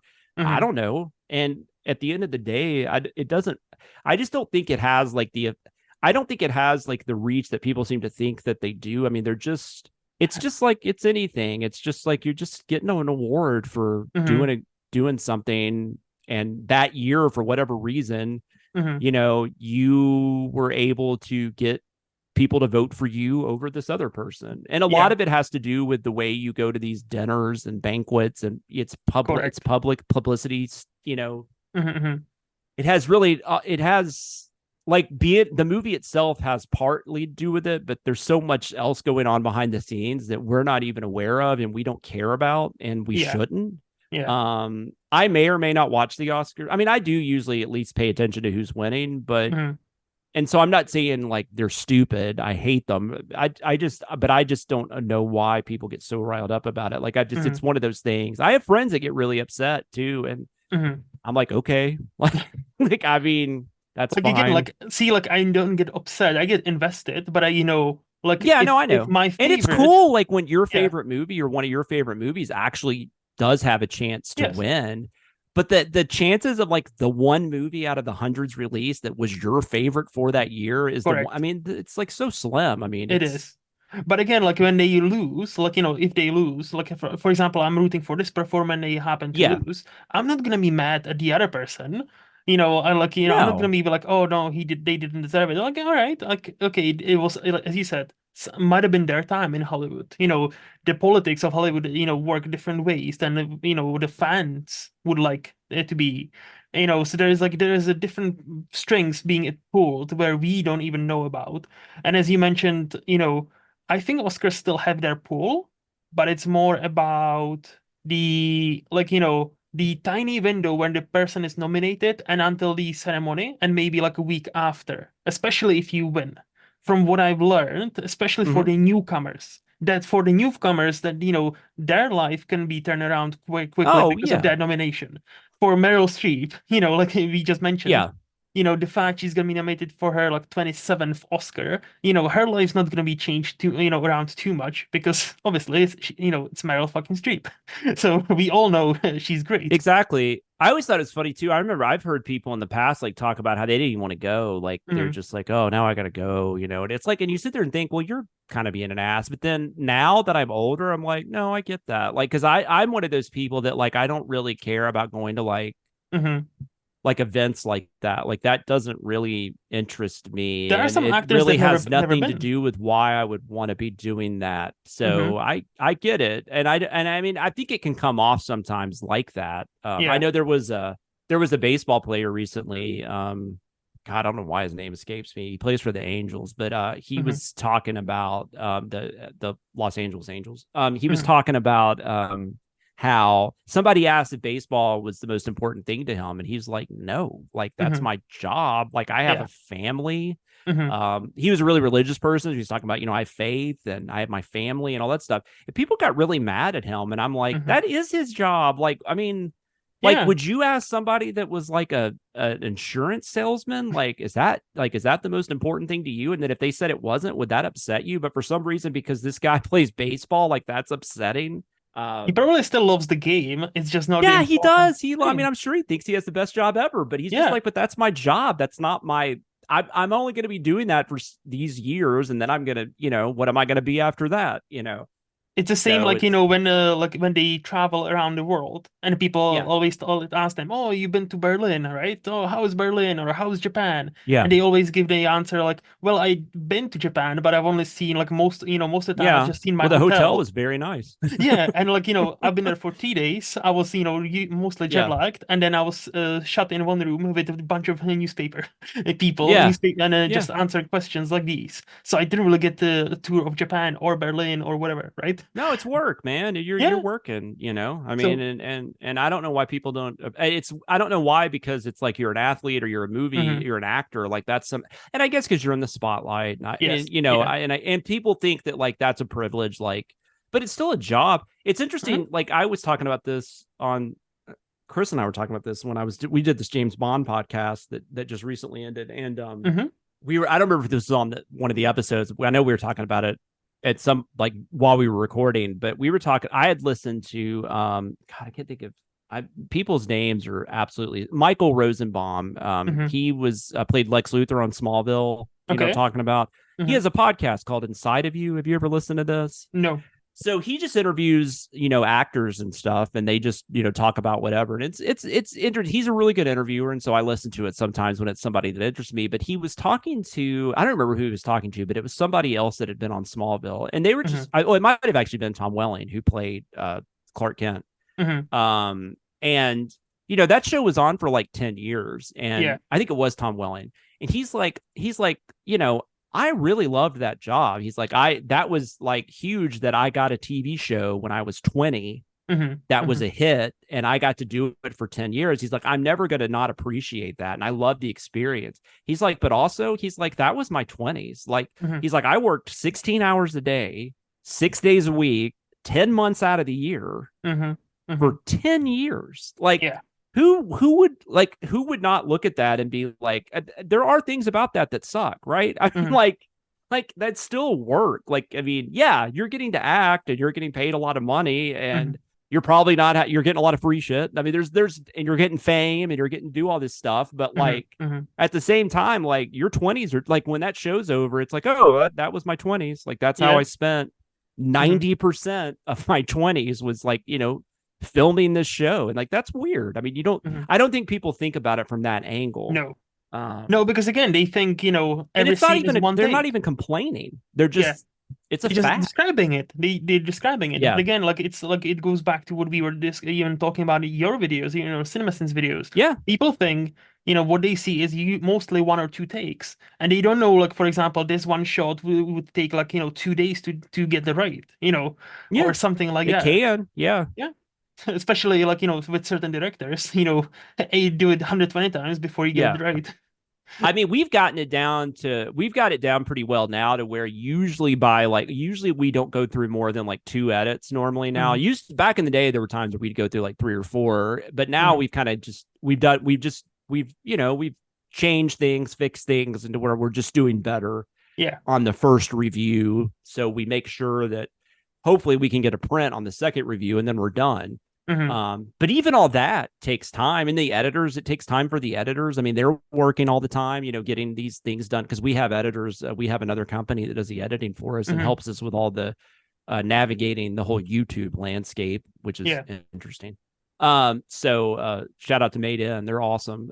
If you need some editors in the Nashville area, they're perfect. But anyways, yeah. So everything takes time, and I don't have to do as much as like actors have to do. Like I mean, like I never really wanted to be an actor, anyways. I mean, I've always wanted to be like a writer or something, but I don't want to work 16-hour days doing anything. Like I Imagine. just don't. I mean, but I would. Mhm. If it made sense. And Maybe I was for getting some that kind of, period of time, yeah, maybe just like, yeah. get that money and then retire, you know. Yeah, exactly. Yeah, I mean that's you hear about that kind of stuff too. Or actors, they'll take a job just so they can kind of do, like Kristen Stewart. She talks about Yeah. like, you can make fun of Twilight all you want, but because of Twilight, I can do whatever the hell I want. So she's doing like really interesting work now, right? Hmm. George Clooney talked about that with Batman and Robin. Like his accountant was like, you should do this because you'll never have to work again. Like if you don't want to. And I think we see this Yeah, approach more often now with like even like big celebrities where they do one yeah, for the studio, one for the paycheck, and one for yeah, themselves. That's why you yeah. see many like good people in like lower budget movies where we would have not seen them Hmm. otherwise. And I kind of think that Absolutely, like yeah. Daniel Radcliffe is a great example. Like Harry Yep, Potter himself. I bet I'm willing to bet he, after that saga was finished, he would not never have to work or act again. But he wanted to, and he chooses just like tinier projects. Like every once in a while, he pops up in exactly. like a He can major do what he Hollywood. wants Yeah, because he if if he doesn't want to do something, he doesn't have to do it because he doesn't exactly. have to. He's fine. He's And he's got choosing money. like very interesting projects to work on. Like like we mentioned, everything everywhere. But Daniel says he made the Swiss Army Man, and he literally Yeah, was farting corpse. yeah, Just don't, think about that. Like and I'm pretty sure he must have turned down like MCU or DC, one of them. He must have turned down like a role for any something like yeah. that Maybe, I don't know. that would have I paid mean, he him. was definitely offered something. Yes. Like, And yeah, he's like, no, you know what? I'm fine. I'm just gonna do my own tiny shit here. And then like, once every 2 years, I'm just gonna do this big budget movie that, feeds yeah. Like he me. did like Now You See Me Too, but even like Yeah. something like that, you're watching his performance. Oh, I see why he did this because this is fun. He's having fun. You can Or The tell. Lost Like he's, City with huh? Sandra or Lost City with Sandra Yeah. Bullock. And like he was pretty good in there, like in that Oh yeah, villain. you can. It just looks like he's having a blast. He's like, oh, Yeah. I get to play a villain. I'll do that. Like, Well, speaking of actors, we can go to the underrated section now, and where okay. I ask you, Jonathan, who do you think is the most underrated So actor we have right now? I always have a hard time with this question because it's especially nowadays, it's kind of hard to even know what's underrated. Yeah. Like, Yeah, I because I know. feel like everything has a fan base. And so my actor was really tough. I don't know why. My actress, I think, is definitely someone that's a little under the radar, but this person has definitely had a career, has Hmm. had a very successful career. My answer is Sylvester Stallone, but Oh, I don't think people, I still don't think people appreciate how good of an actor he can be. yes. Um, Now I think part of that is Sylvester Stallone's fault. And he's even said this, like, Hmm. he really screwed, like the late 80s, early 90s. He did not make the best choices when he picked his movies. And there's reasons behind that too. And there's obviously that great story about Schwarzenegger kind of made Yeah. him think that he was doing Stop or My Mom Will Shoot. Yes. And, So he did it first. yeah. And so the stuff, like stupid stuff like that going on. Hmm. And just, Hmm. he was trying to protect his brand and his image and all that. So that kind of makes you do some things differently. But like if you go back and watch, especially his early work, Rocky, obviously, but Hmm. like even like he did this movie in 1981 called Nighthawks. Like this, it's just like this police procedural where Hmm. he's like he's a cop and Rutger Hauer is like this terrorist, and he's so good in that. And it's Hmm. almost like it's like a typical, like it's almost like a thing, kind of like a post Dirty Harry type cop movie. Hmm. He's like really good in it. And then he also did the First Blood, which what led Yes. to the Rambo movies. But First Blood, which is like this really interesting, like almost drama a lot of the It time. is. Yes. Definitely action thriller too, but Hmm. it's dealing a lot with like PTSD and like just, post Vietnam and how people were treated, small Hmm. towns. I mean, there's just all this stuff going on in that movie. Like, and it's also interesting because like no one's really a hero in that movie. Like Yep. everybody's kind of got, um, I think that movie has a really interesting outlook on stuff like that. And he's so good in that role. Yes. Copland is another one where Hmm. he was really good. I think some of his later stuff though is getting some like recognition now, like stuff like Demolition Man. I think people are kind of came around on. Hmm. But there's still a lot of it that they haven't. I almost actually, because I picked him, I decided not to do this. But one of my underrated movie thoughts was this movie he did in 1989 called Lockup, where he's a prisoner, Oh yeah. and Donald Sutherland's like this like evil warden, and it's like a really good like thriller. Like Hmm. it's a really good movie, like that nobody talks about now. Uh, we interviewed Rennie Harlan for a movie that he was directing a few years ago, and he was talking about Cliffhanger. He didn't want Stallone. Like, I don't think he was like disliked Stallone, but he wanted Harrison Ford. He didn't want Stallone. He just didn't think of Stallone in that capacity. He wanted Harrison Ford, but Harrison Ford was doing The Fugitive. So they ended up using Stallone. And then he's like, of course, Stallone ended up being great. And there's like, have you seen Cliffhanger? Yes, of course. That I love that opening sequence. I don't think it's talked about enough, but and I think the Stallone is trying to save this person from falling, and then they end up falling and they end up dying. And he just plays that scene really well. And also after that, I think he plays like, the after effects of that really well, even though it is like a 90s action movie and it's got a lot of the over the top villain and all that kind of stuff. But I still think Stallone makes it work. And a lot of that has to do with the way he's playing it. I just don't think he gets enough credit in the acting. He's also a very good writer. He's also a very good director, which I think makes him a better actor because I think he gets it. Yeah. I don't know if he's classically trained, but I mean, he's definitely I think because of the movies, the types of movies and the whole 80s action era. I mean, I think a lot of people kind of looked at him as being like dumb when he's like, the opposite of that. He's super smart. He knows how to he's a pretty good businessman. He's been able to kind of bring his career back, which surprised him as much as it did anybody, I think, when he brought back Rocky and Rambo, and then got nominated for Best Supporting Actor he's great in the first two Creed movies. He's so good, and even the Expendables movies, which are super silly, but I mean, some of that even works. So I really dig him. I've always been a huge fan of his. My wife makes fun of me because she thinks he's terrible, but I think he's terrible, but she's just not like a huge fan. She's just always like, why are you going to bat for that guy?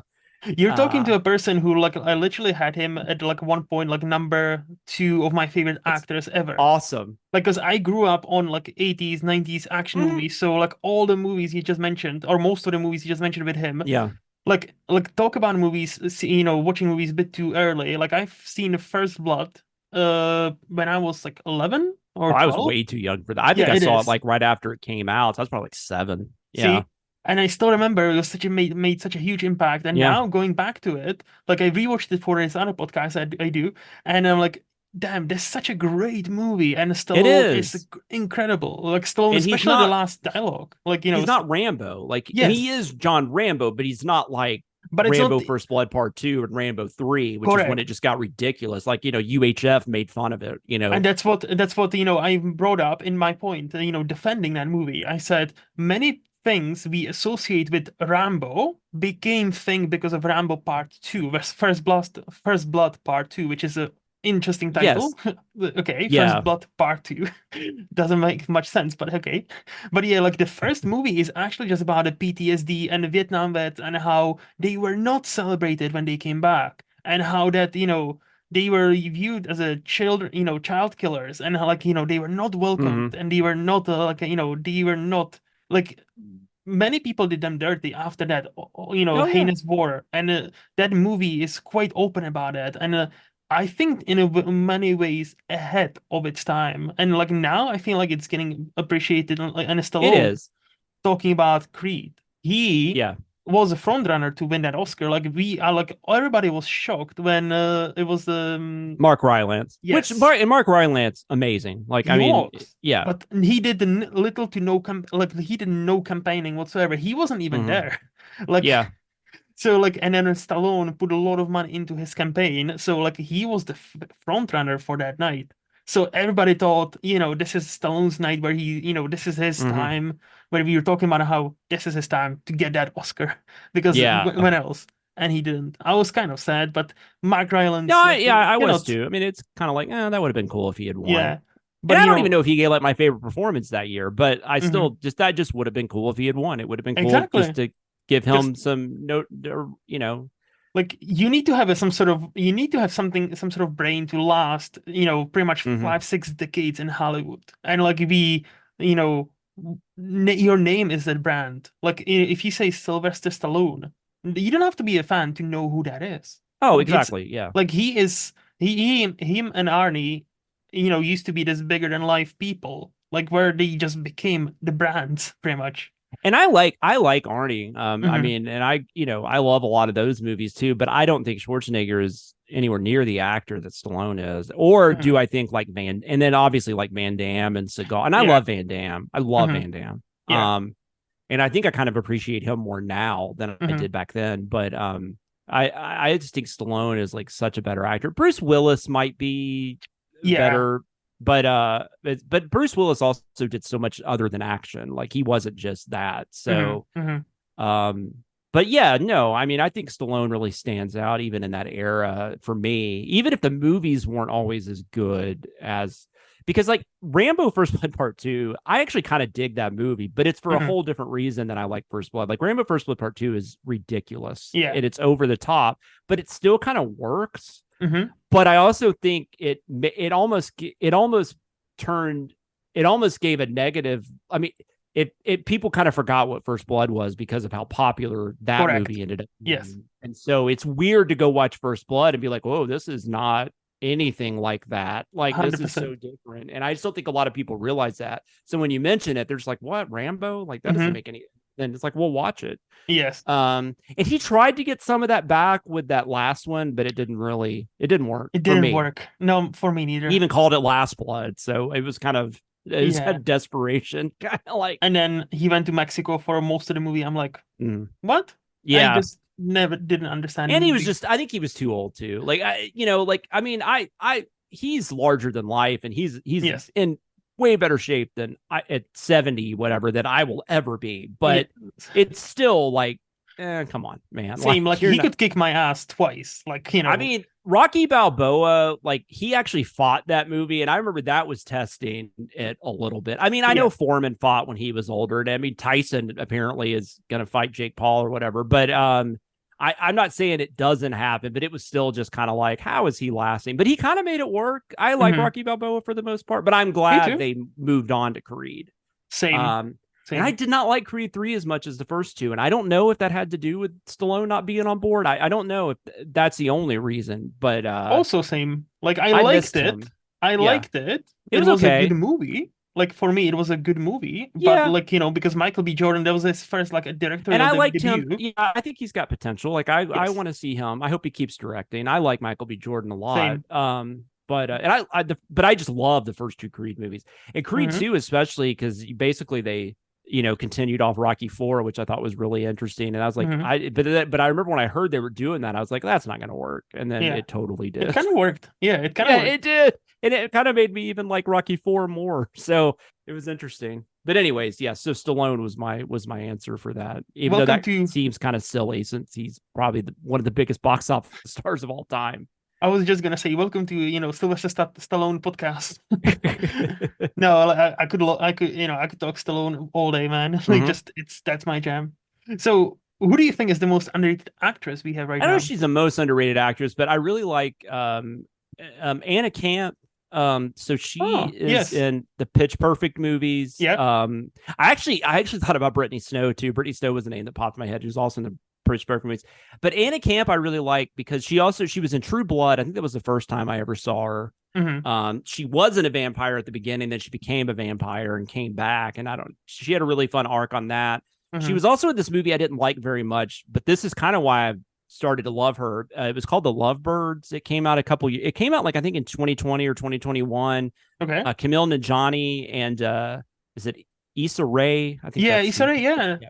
So I've they're the seen that. two main actors in that movie, but Anna Hmm. Camp's got this like supporting character, and she's just like one of the like the bad guys or whatever they come across. Hmm. But she's so funny. Like she was just really good in that movie, and she had like this really great comic timing, and I'm like, she's really funny, and like she's funny in Pitch Perfect, but Hmm. that's kind of a different type of movie, and that's more Anna Kendrick movie. And I Yeah. actually kind of compare her to Anna Kendrick, where because like Anna Kendrick has become a pretty big star. Obviously, she does the troll movie, stuff like that. And Hmm. it's just one of those things where I'm just like, I wonder, like, if Anna Camp had led that movie, like, would it be the opposite? Because I think Anna Camp is in that. Like, I wouldn't put Anna Camp in the same stage, maybe as like Emma Stone, but Hmm. like, I'd probably put her like kind of in that Anna Kendrick, Category. yeah, Yeah. probably that kind of category. And so it's just kind of one of those things. And she's had a lot of work. Like she's done a lot of television. She also did this. Unfortunately, the movie's not very good, but Hmm. she did a more like dramatic like horror movie called From Black that came out I think last year. Okay. It was a Shudder exclusive or whatever. It's not great. The movie's not good, but she's really good in it. And she kind of like disappears into the role. You don't even like, she made her hair dark and stuff, but like, you don't even realize it's her. Mm-hmm. I mean, I knew it was her, but I'm just saying like, she gives a very different performance than I'd ever seen. So I don't know. I've just always really dug her. I mean, she's not unattractive, so that probably doesn't hurt, but I don't know that anyone is unattractive in Hollywood, honestly. Nowadays, no. But I don't know. She's just got a quirkiness to her. I think she can do comedy. She can do more dramatic stuff. So I think she's interesting. So, and not a lot of people talk about her. So yeah, definitely not. No, definitely not. And I've only seen her in Pitch Perfect movies and like in the Lovebirds. I still haven't seen True Blood, so I cannot really judge her on that. True Blood's not bad. I mean, she's a supporting character. She's only in a couple seasons, but she's got one of the more fun story arcs, I think. I want to get around to that show because I heard so much about it. It kind of, it starts off strong. It kind of loses its way. Then it kind of finds its way back. Then it kind of loses. It's just kind of one of those shows. But it's worth a watch for sure. That's what I hear. That's what I keep hearing. It's like, the first few seasons are great. The rest is like, but it's still apparently like, I think it ended fairly well, though. If I remember correctly, like it got a little better towards the end again, so that was good. And it's got a fun cast, and I mean it's definitely because it's got a lot of people too, like Alexander Skarsgård. It's like one of the first things I saw him in. And then obviously, I mean, Anna Paquin had been around, but Anna Paquin's probably another good example of somebody that Anna Camp's probably similar to. But she's really fun. Anna Paquin's really fun in it. So yeah, no, it's good. It's good. No, I'll definitely get around to it. It just so much to watch. Just I know. So much. I know. So who do you think is the most underrated director we have? So, like I said, I mean, I don't know if I came up with most, but one guy I really like, and he's written a lot more than he's directed. He's actually directed 2 feature films, but he's directed 2 feature films I love, and that's Scott Frank. Okay. He's probably more known as a writer. He wrote Out of Sight and stuff like that. But he directed a movie in 2007 called The Lookout, which is like a crime thriller. It's actually, because I'm not a big Joseph Gordon-Levitt fan, but I really like Joseph Gordon-Levitt in this movie. But it's like a heist kind of bank robbery type thriller that could easily have been my movie too. And then he also directed, which I think, A Walk Among the Tombstones. Now, this came out like post like the first couple of Taken movies and stuff. This was a Liam Neeson movie. And I think it kind of just, nothing against Liam Neeson. I mean, he made a new name for himself. He had he came back and was doing all these action movies. Yeah. But I think it just kind of got lumped in with those, but it's very different than those. It's actually based on have you seen it?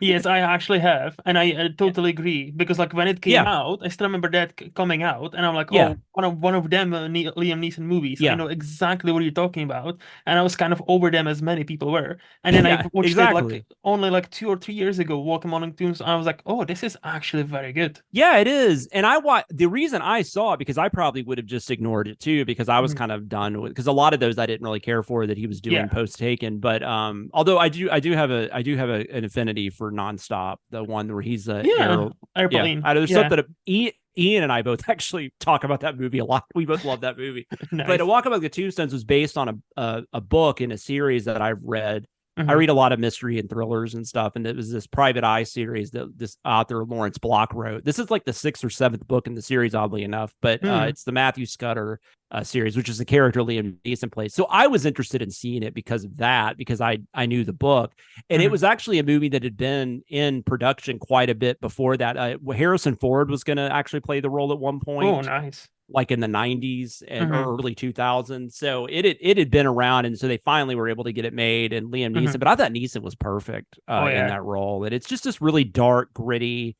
Private Eye, thriller, which I have an affinity for those movies. That's a whole thing like in the 70s too, we could have talked about, because that was kind of a big thing in the 70s, the Private Eye movies, but like Chinatown. But so Scott Frank is one of those that I don't think gets enough love, but also I think it's because he's only done a couple movies, and I wish he was able to get more made. And I don't know if he's too busy writing or producing to where he doesn't have time to direct, or he's just not able to get stuff made because neither of those movies did a lot, business wise. So I don't know, but maybe he's really good. maybe a bit of all, like, a tiny bit of Yeah. everything. Like, but he seems like to be a prolific screenwriter, so I think he's doing well Yeah. for himself. So that's Oh no, at least he's that's doing good. great, but I just wish he got to direct more because I think Yeah. he's got a knack for it, and he seems Hmm. to like to do the kind of movies that are in my wheelhouse. So Same. So I know this one is next one is hard, but it what do is. you think is the most underrated movie? Yeah, the so one that I discovered about because I'm a huge murder mystery Okay. fan, and I might even that might even really be more. I love horror movies, but a lot of the horror movies I like are also probably murder mysteries, like Hmm. Scream and stuff like that. But I'm a huge whodunit person, so there was a movie that came out in 1973, and it's called The Last of Sheila. Oh, It okay. has gotten a little more recognition over the last couple years. It actually finally got a good physical media release, which it didn't have for the longest time. I only saw it because when I had cable, I watched Turner Classic Movies all the time, Hmm. and they would show it like once a year. And so I caught it on there. I'd heard about it. I knew because everybody had told me, oh, if you haven't seen this, it's like one of the best like whodunits ever. Like it's just such a great mystery. And Okay. it's actually written by Anthony Perkins, who played Norman Bates in Psycho. Oh, Obviously, nice. he's one of the writers. He's not in it, Hmm. but he's one of the writers. And it's just this. It's like it got a little notification. It got a release, but also Hmm.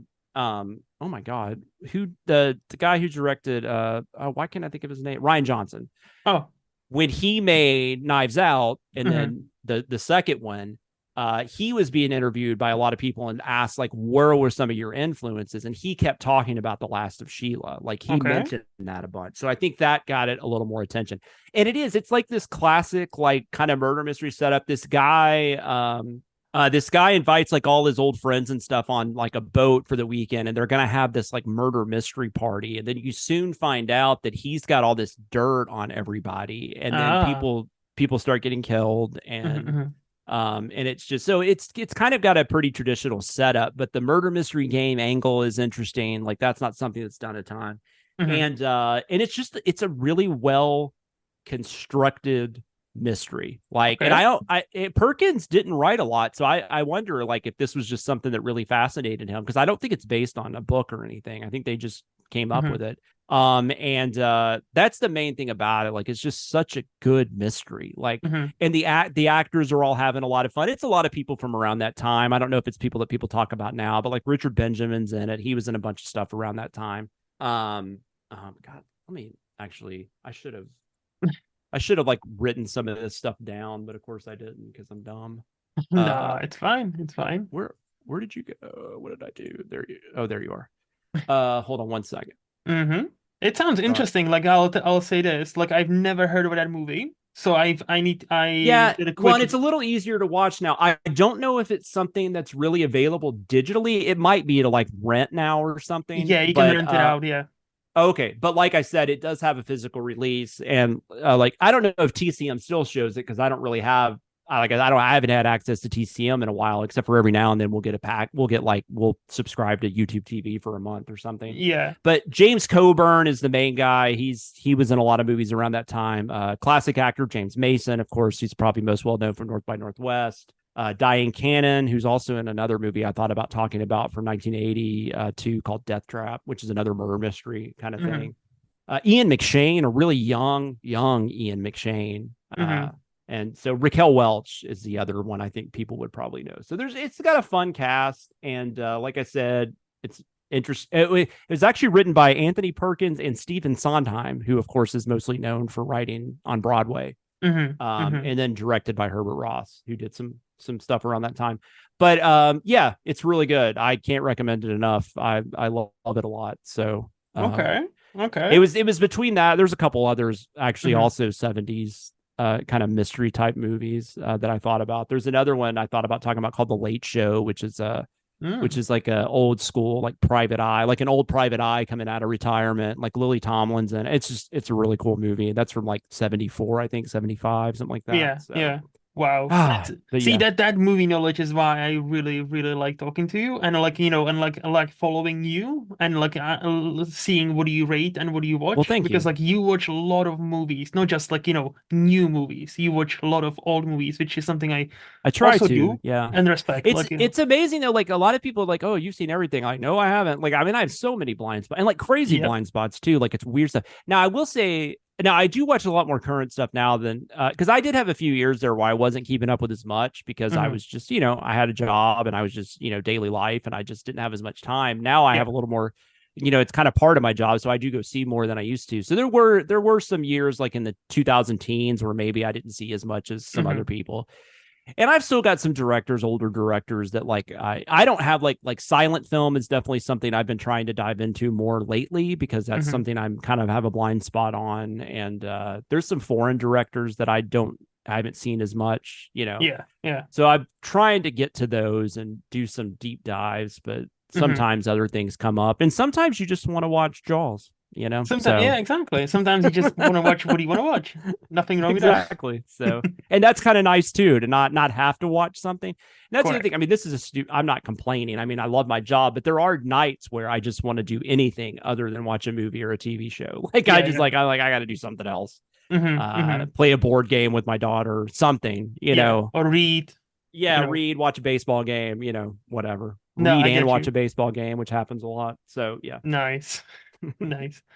And what is the most underrated TV show, Man, do yeah. you So think? I tried to think of something that actually like because there's a lot of TV shows I feel like are talked about. Like I think a lot because I was like just actually I just Googled like I was just curious what lists were that said underrated TV shows. Yeah. And it was stuff like Firefly. And I'm like, is Firefly underrated at this point? Like, I mean, I was it gonna had a say. movie. Yeah. Um, but there was a sitcom though I watched, my wife and I watched, and we loved and never heard, even at the time, never heard anybody talk about it. But it lasted 2 seasons. It was from 2012 to 2014. It was called The Neighbors. Mm. Um, so it was kind of almost like a riff. It was kind of like a Third Rock from the Sun. I don't know if you ever watched Third Rock from the Sun. I've heard of it. I haven't watched it. Yeah. Well, that was like a really popular, that was a pretty popular show like in the late 90s, Yeah. early Yeah. 2000s with John Lithgow, where it was like these aliens came to Hmm. Earth Hmm. and they were trying to fit into normal society. So this is called The Neighbors, and Jamie Gertz and this actor Lenny Veneto, who I don't know specifically, I can't think of anything. He's like one of those guys you just be like, I've seen that guy. He's been on a bunch of TV shows and stuff like Yeah. that. They played this suburban family, and Hmm. they get these new neighbors. The husband and wife are played by Simon Templeman and Tox Olagundoye. I don't know if I pronounced that right, Hmm. but you find out they're aliens, and they have two kids that are also aliens, played by Tim Joe and this Ian Patrick, who's this kid I've never seen anything since, and he absolutely steals the show Hmm. in this. But it was just like so. The Jamie Gertz and Benito character, they find out that their new neighbors are aliens, and then it's just kind of a bunch of misadventures, Yeah. Yeah. over a couple seasons with them. And I think it's one of those shows like it was doing okay, but it wasn't like doing exceptional. So I Yeah. feel like it was one of those shows that kind of like it was doing well enough to keep going for a couple years, but it was also under the radar enough to where I don't think the network really cared much about it. So I Hmm. think they were able to kind of just do whatever they wanted. So Yeah. it got like really weird and really quirky, and all the actors are just really good. Like they have great comic timing. They play off, the chemistry is just exceptional, which is like 90% of why a sitcom works half the Hmm. time. Yeah. It's Yeah. just actors you just like, the characters you just want to hang out with every week. Hmm. Because it's definitely nothing like it's not breaking any barriers. It's not treading new ground. I mean, it's part Mork and Mindy. It's part Third Yes. Rock from the Sun. It's part just like stuff like Perfect Strangers, and just they could just as easily be people from like another country or something. Hmm. Hmm. And but it's just I don't know. We loved it, and I don't think it's easily accessible. You might be able to buy it or something, but I don't know that you can stream it. Which a lot of these shows that happens because there's Yes. just no audience for them. But it's just one of those. My wife and I watched it every week while it was on. We didn't miss it. Hmm. But just nobody talked about it, and obviously nobody talks about it today. So I I've thought that definitely would be a never heard fun of one to it. talk about. No, But I yeah. don't know how easy it is to watch, so I kind of feel bad mentioning it. But you might be able to YouTube probably, YouTube or Possibly. Daily Motion or somebody might have some episodes. I didn't Hmm. check. That's how I watch a lot of older stuff, like older shows, Yeah. especially. Um, and I actually just learned about this. We have it here. It's called like Rumble. Mhm. I just found out about it like in the last like couple of months, and that's an interesting place. It's kind of a YouTube type place, but a lot of people put like older shows and older movies that aren't Okay. really available. So that's kind of become a resource for me too when I'm looking for Mhm. stuff. I mean, I try like if something is available to purchase, I will do that. But Yeah. Yeah. there's a lot of like like made for TV movies, especially like that's a thing that you just can't find those anywhere. Mhm. Some Blu-ray uh distributors are getting more into that now, but for the longest time, like I would just go to YouTube and Yeah. like if you give me a place to pay for it, I'm more than happy to do that. But like I don't know what else to do. So Like that's a good thing about it when you mention the silent movies. Many of them, yeah. or pretty much all of them, are now public domain. So, you can easily go to YouTube, Mhm. and if they are not lost, they are usually there in a decent enough quality. They can, So, yeah. Sometimes it's rough. I do love that. Like Kino Lorber, they're a really big, boutique label here, and they do a mhm, lot of silent movies. They've been restoring a lot of silent movies on Blu-ray, which has been really cool. So, yeah, yeah.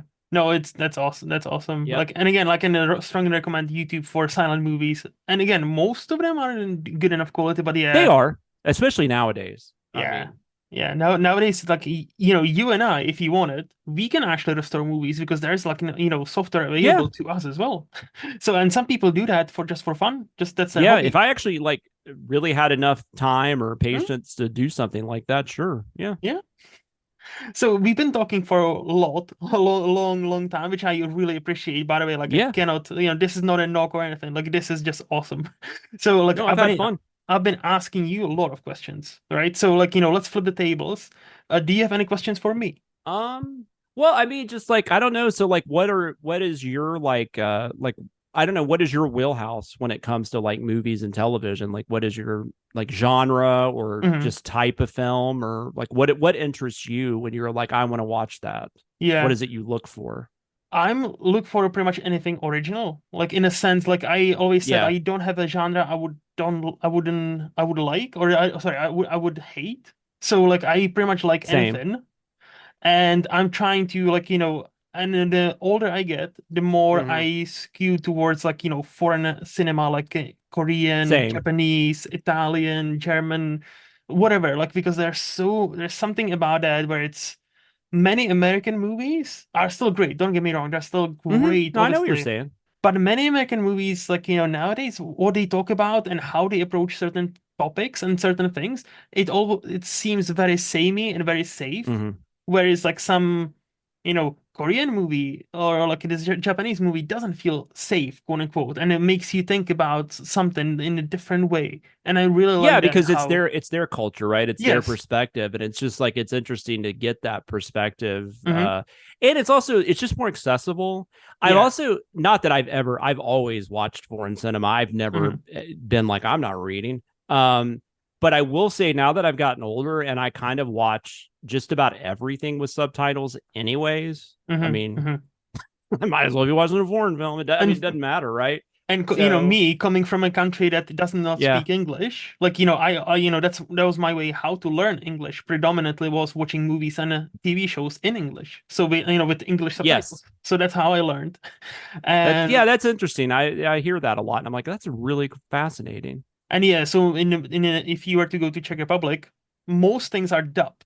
So that's not Yeah, a, so if you would see, and nowadays the dubbing is awful. Like, we used to have a period of time where dubbing was actually solid. Now, hmm, so the Czech voices would kind of match the original to an yeah. extent. Now, no longer the case. Now, this is fucking, it's just, it's weird to It's hear like the interesting newer because voices and like Tom I've Hanks. heard here dubbing is. I don't watch dubbing Mm, typically just because mm, I don't want to. But like I've heard here, it's actually like I've heard Netflix does a lot of dubbing. Like they have a lot of yeah, dubbed versions, yes. and I've actually heard they're really well done. Like the Hmm. English dubs. Hmm. I haven't watched them, but I typically watch just the original language. But Yeah, it's same. interesting to me. No, but yeah, Uh, so for me, it's mostly like the foreign. But again, like, And I'll I'm watch sorry, what is the anything. language mostly spoken in the Czech Republic? I'm dumb. Czech. I'm sorry. Oh, is it just Czech? Oh, that Yeah, is okay. yeah. Okay. I Like, guess I didn't know that. like, Czech language is just, that we only have one. That's Czech language. Like, if Does you're it similar to anything or like is it? Not Like really. it's part of like the Slavic languages, so like Polish Oh, okay. and Slovakian is Yeah. similar. Well, Slovakian is really similar, so I can understand it. Polish is kind of similar, but like many Czech people would not That makes understand Polish sense. people, so Yeah, I do because I grew up next to the Polish border. that's So wild. like I kind of understand Polish, but I cannot speak it because I would mix Czech, So Slovakian, how'd you end up in Scotland? studying. Like I Oh, went okay. here, basically I showed up in English. Like my English teacher noticed, and she said, "Oh, there are these people from this college, and you might want to apply because your English is, Oh, you've cool. progressed quite well." And I was like, let's try it. And I went to Scotland to, for my college and uni, and then stayed here. I will So, say, it kind of, it. I wish because like there are movies I've seen mhm. in the theater like recently, like Banshees of Inisherin is a great Yeah. example Mhm. where I wish to God they had subtitles because even though they're speaking English, it's so thick, like that Irish accent. accent, yes. Yeah, Irish. it's and I loved it. I love that it's authentic. I mean, Mhm. I love that about it, but I'm like, I cannot wait to watch this when I actually have subtitles and I Same. understand more than every third word. Uh I Some watched Scottish movies are the same. Yeah. yeah, absolutely. I watched well, even some British movies. I Hmm. watched or UK movies. I watched Sexy Beast, which was Jonathan Glazer's Yeah, first film, yeah. because I just watched Zone of Interest and I really liked that. And I had watched his previous films. Hmm. And Sexy Beast was one of those. I'm like, if I had watched this like in 2000 in the theater, I Hmm. would have not known what was going on. Like I can't even imagine like I and even like remember, Guy Ritchie had that. Like I remember yeah, watching Snatch in the theater and I couldn't even understand what Brad Pitt was saying. because he was Um trying to do like this yeah, Irish gypsy accent, if I'm not yeah. mistaken. Like I've only see that's the movie I've only seen once, and it was in Czech dubbing. So Oh, I have gotcha. not actually, So that experienced it probably in wasn't Brad original. Pitt. No, it was no, there was. Oh, I know because there was like a backlash at the time where he was oh, trying to do wow. something. Like he was trying to do this like specific Irish gypsy accent, and he apparently didn't really nail it.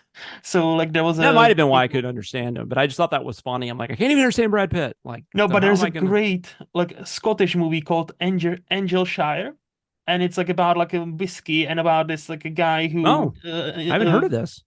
it's a neat, I think it's a very niche like 2012 movie, and it's awesome. I'll check it out. But I remember watching a trailer for it in a cinema here in my Hmm. first year, and people around me were laughing. And I was one, and my two Czech friends, we were like silent because we couldn't understand a single fucking word because it's proper like thick Scottish accent. And Yeah, now I watched it, and it was on Mubi, like which is like this kind of great streaming service for foreign movies. And it was yeah. there I, for a I have bit. movie. Yeah, So, yeah, it's awesome. And it was there with subtitles. And now, because I spent so much time here, here, obviously, like live here now, I like understood most of it. I still was glad to have the subtitles option, to be honest, because like there are some yeah, Scottish accents so thick, and Irish as well. Like Banshees of Inisherin is a great example of there's some like accents where it's very hard to understand, and even if they speak English technically. So I get it. yeah. And just it is interesting. Now I know some movie showings actually. We have Hmm. theaters even here in my small area I live where they'll actually have hearing impaired. Yeah. They do that a lot more now. Hmm. Which is good. Yeah, so maybe if something like that comes out again and I can find that type of showtime, that's the one I'll go to because I'm like, Hmm. I don't know what's going on. But I love Banshees of Inisherin. I just, like I Same. said, I didn't understand some of the dialogue. I was like, I guess I that cannot blame means you. this. I cannot blame you. That thick, like Irish accent is also like, and it Oh is man, yeah. unique. It's very unique. But Irish people are lovely. Like most Irish people I've met here, absolute delight. Like delightful people. They Just sound lovely, so I'm glad to hear that. Yeah. they are. Is any other questions you have for me? No, I think that's it. I can't think of anything, but Well, thank you so much for your time. Like yeah, honestly, thank you for it's been a having me, man. I had a blast. blast. Same, honestly, same. So if Awesome. people would like to follow you and they happen not to know where you are, what's the best place for them I to follow mean, you? social media, I'm on Twitter, X, whatever, Hmm. at Sam Loomis 13. Hmm. And then I'm also Sam Loomis 13 on Letterboxd. I am on Blue Sky, but I still haven't used that Yeah, as much as I probably should. And then I'm on Serialized occasionally, but like but Twitter X is probably yeah. the main social media. I don't really do Instagram and I mean Hmm. I'm on Facebook, but that's more just like family members and No, yeah. all Do that not kind of stalk thing. So, Jonathan. Do not huh? stalk Jonathan. Do not stalk. And Oh nobody no, stalk I mean, Jonathan. yeah, if you find me on Facebook and you friend me, I'll probably friend you, but I don't go on Facebook that often, so I usually just don't plug it. That's I fair. did do a podcast recently with Chris Atkinson of Cinema Sins. It's called Gold Diamonds and Death, the James Bond podcast. We did every theatrical James Bond film, so that has ended because we were done with films. Hmm. Whenever they release new ones, though, I'm sure we'll, if we're still hanging out, I'm sure we'll do some more episodes. But that's available. All those episodes, all the behind the scenes episodes are still available. That's on hiatus. Podcasts I'm not involved in, but they're under Cinema Sins, Recotopia and Yep. Captain's Pod, which is a really fun Star Trek. Hmm. And yeah, Cinema Sins, TV Sins, Commercial Sins on YouTube. We have a Patreon if that interests you, but you know, yeah. So just come check us out. We're always having fun. You should, and you should. The James Bond podcast, I'm almost caught up, just two more to go Oh, because nice. my Thank you. girlfriend and I, we are rewatching. It was her idea to actually, rewatch all the Bonds, and I Mm-hmm. bought the Blu-ray, Mm-hmm. 50th anniversary set. So almost there, two more, Spectre and No Time to Die, and that's it. So like I've listened to that Nice. all, and great stuff. Honestly, strong Yeah, recommend. yeah, it's like it was a really interesting franchise to go back through and give it more of a critical eye because I Hmm. those are movies I've watched all my life, but I Hmm. hadn't really thought much about them and I hadn't really read much into them. I just kind Yeah. of was like, yeah, these are fun. They are, and they are. It's So such a very, such a interesting I franchise. didn't know that Chris and I were going to basically have the same opinion on every film, though. Like, that was one thing where I was like, God, can we just disagree on one? Like, I almost wanted to just change my opinion. So we had a little bit of disagreement, but it worked. I think it still It worked. So. it seemed like I was like it seemed like you guys are agree on pretty much everything. I was like, really? That's fun. That's Yeah, because interesting. we don't on like a lot of films. Like Hmm. we've known each other for a long time, and so we've talked about film for we've Hmm. known each other since high school. We went Hmm. to college together, and so yeah, we've had a lot of film discussions. So we definitely disagree on things. Yeah. But for some reason, those were just like, yeah, we're good. So no, yet again, like strong recommend for all of them. Thank you. And as always, you can find me on lostinmovies.co.uk, on Letterboxd in Movies Lost. And this podcast is part of SPDM Crew Podcast Media. And a special thanks to HiFlyer Creative for designing my logo. To see what else they have happening, visit hiflyercreative.com. So until next time, bye bye.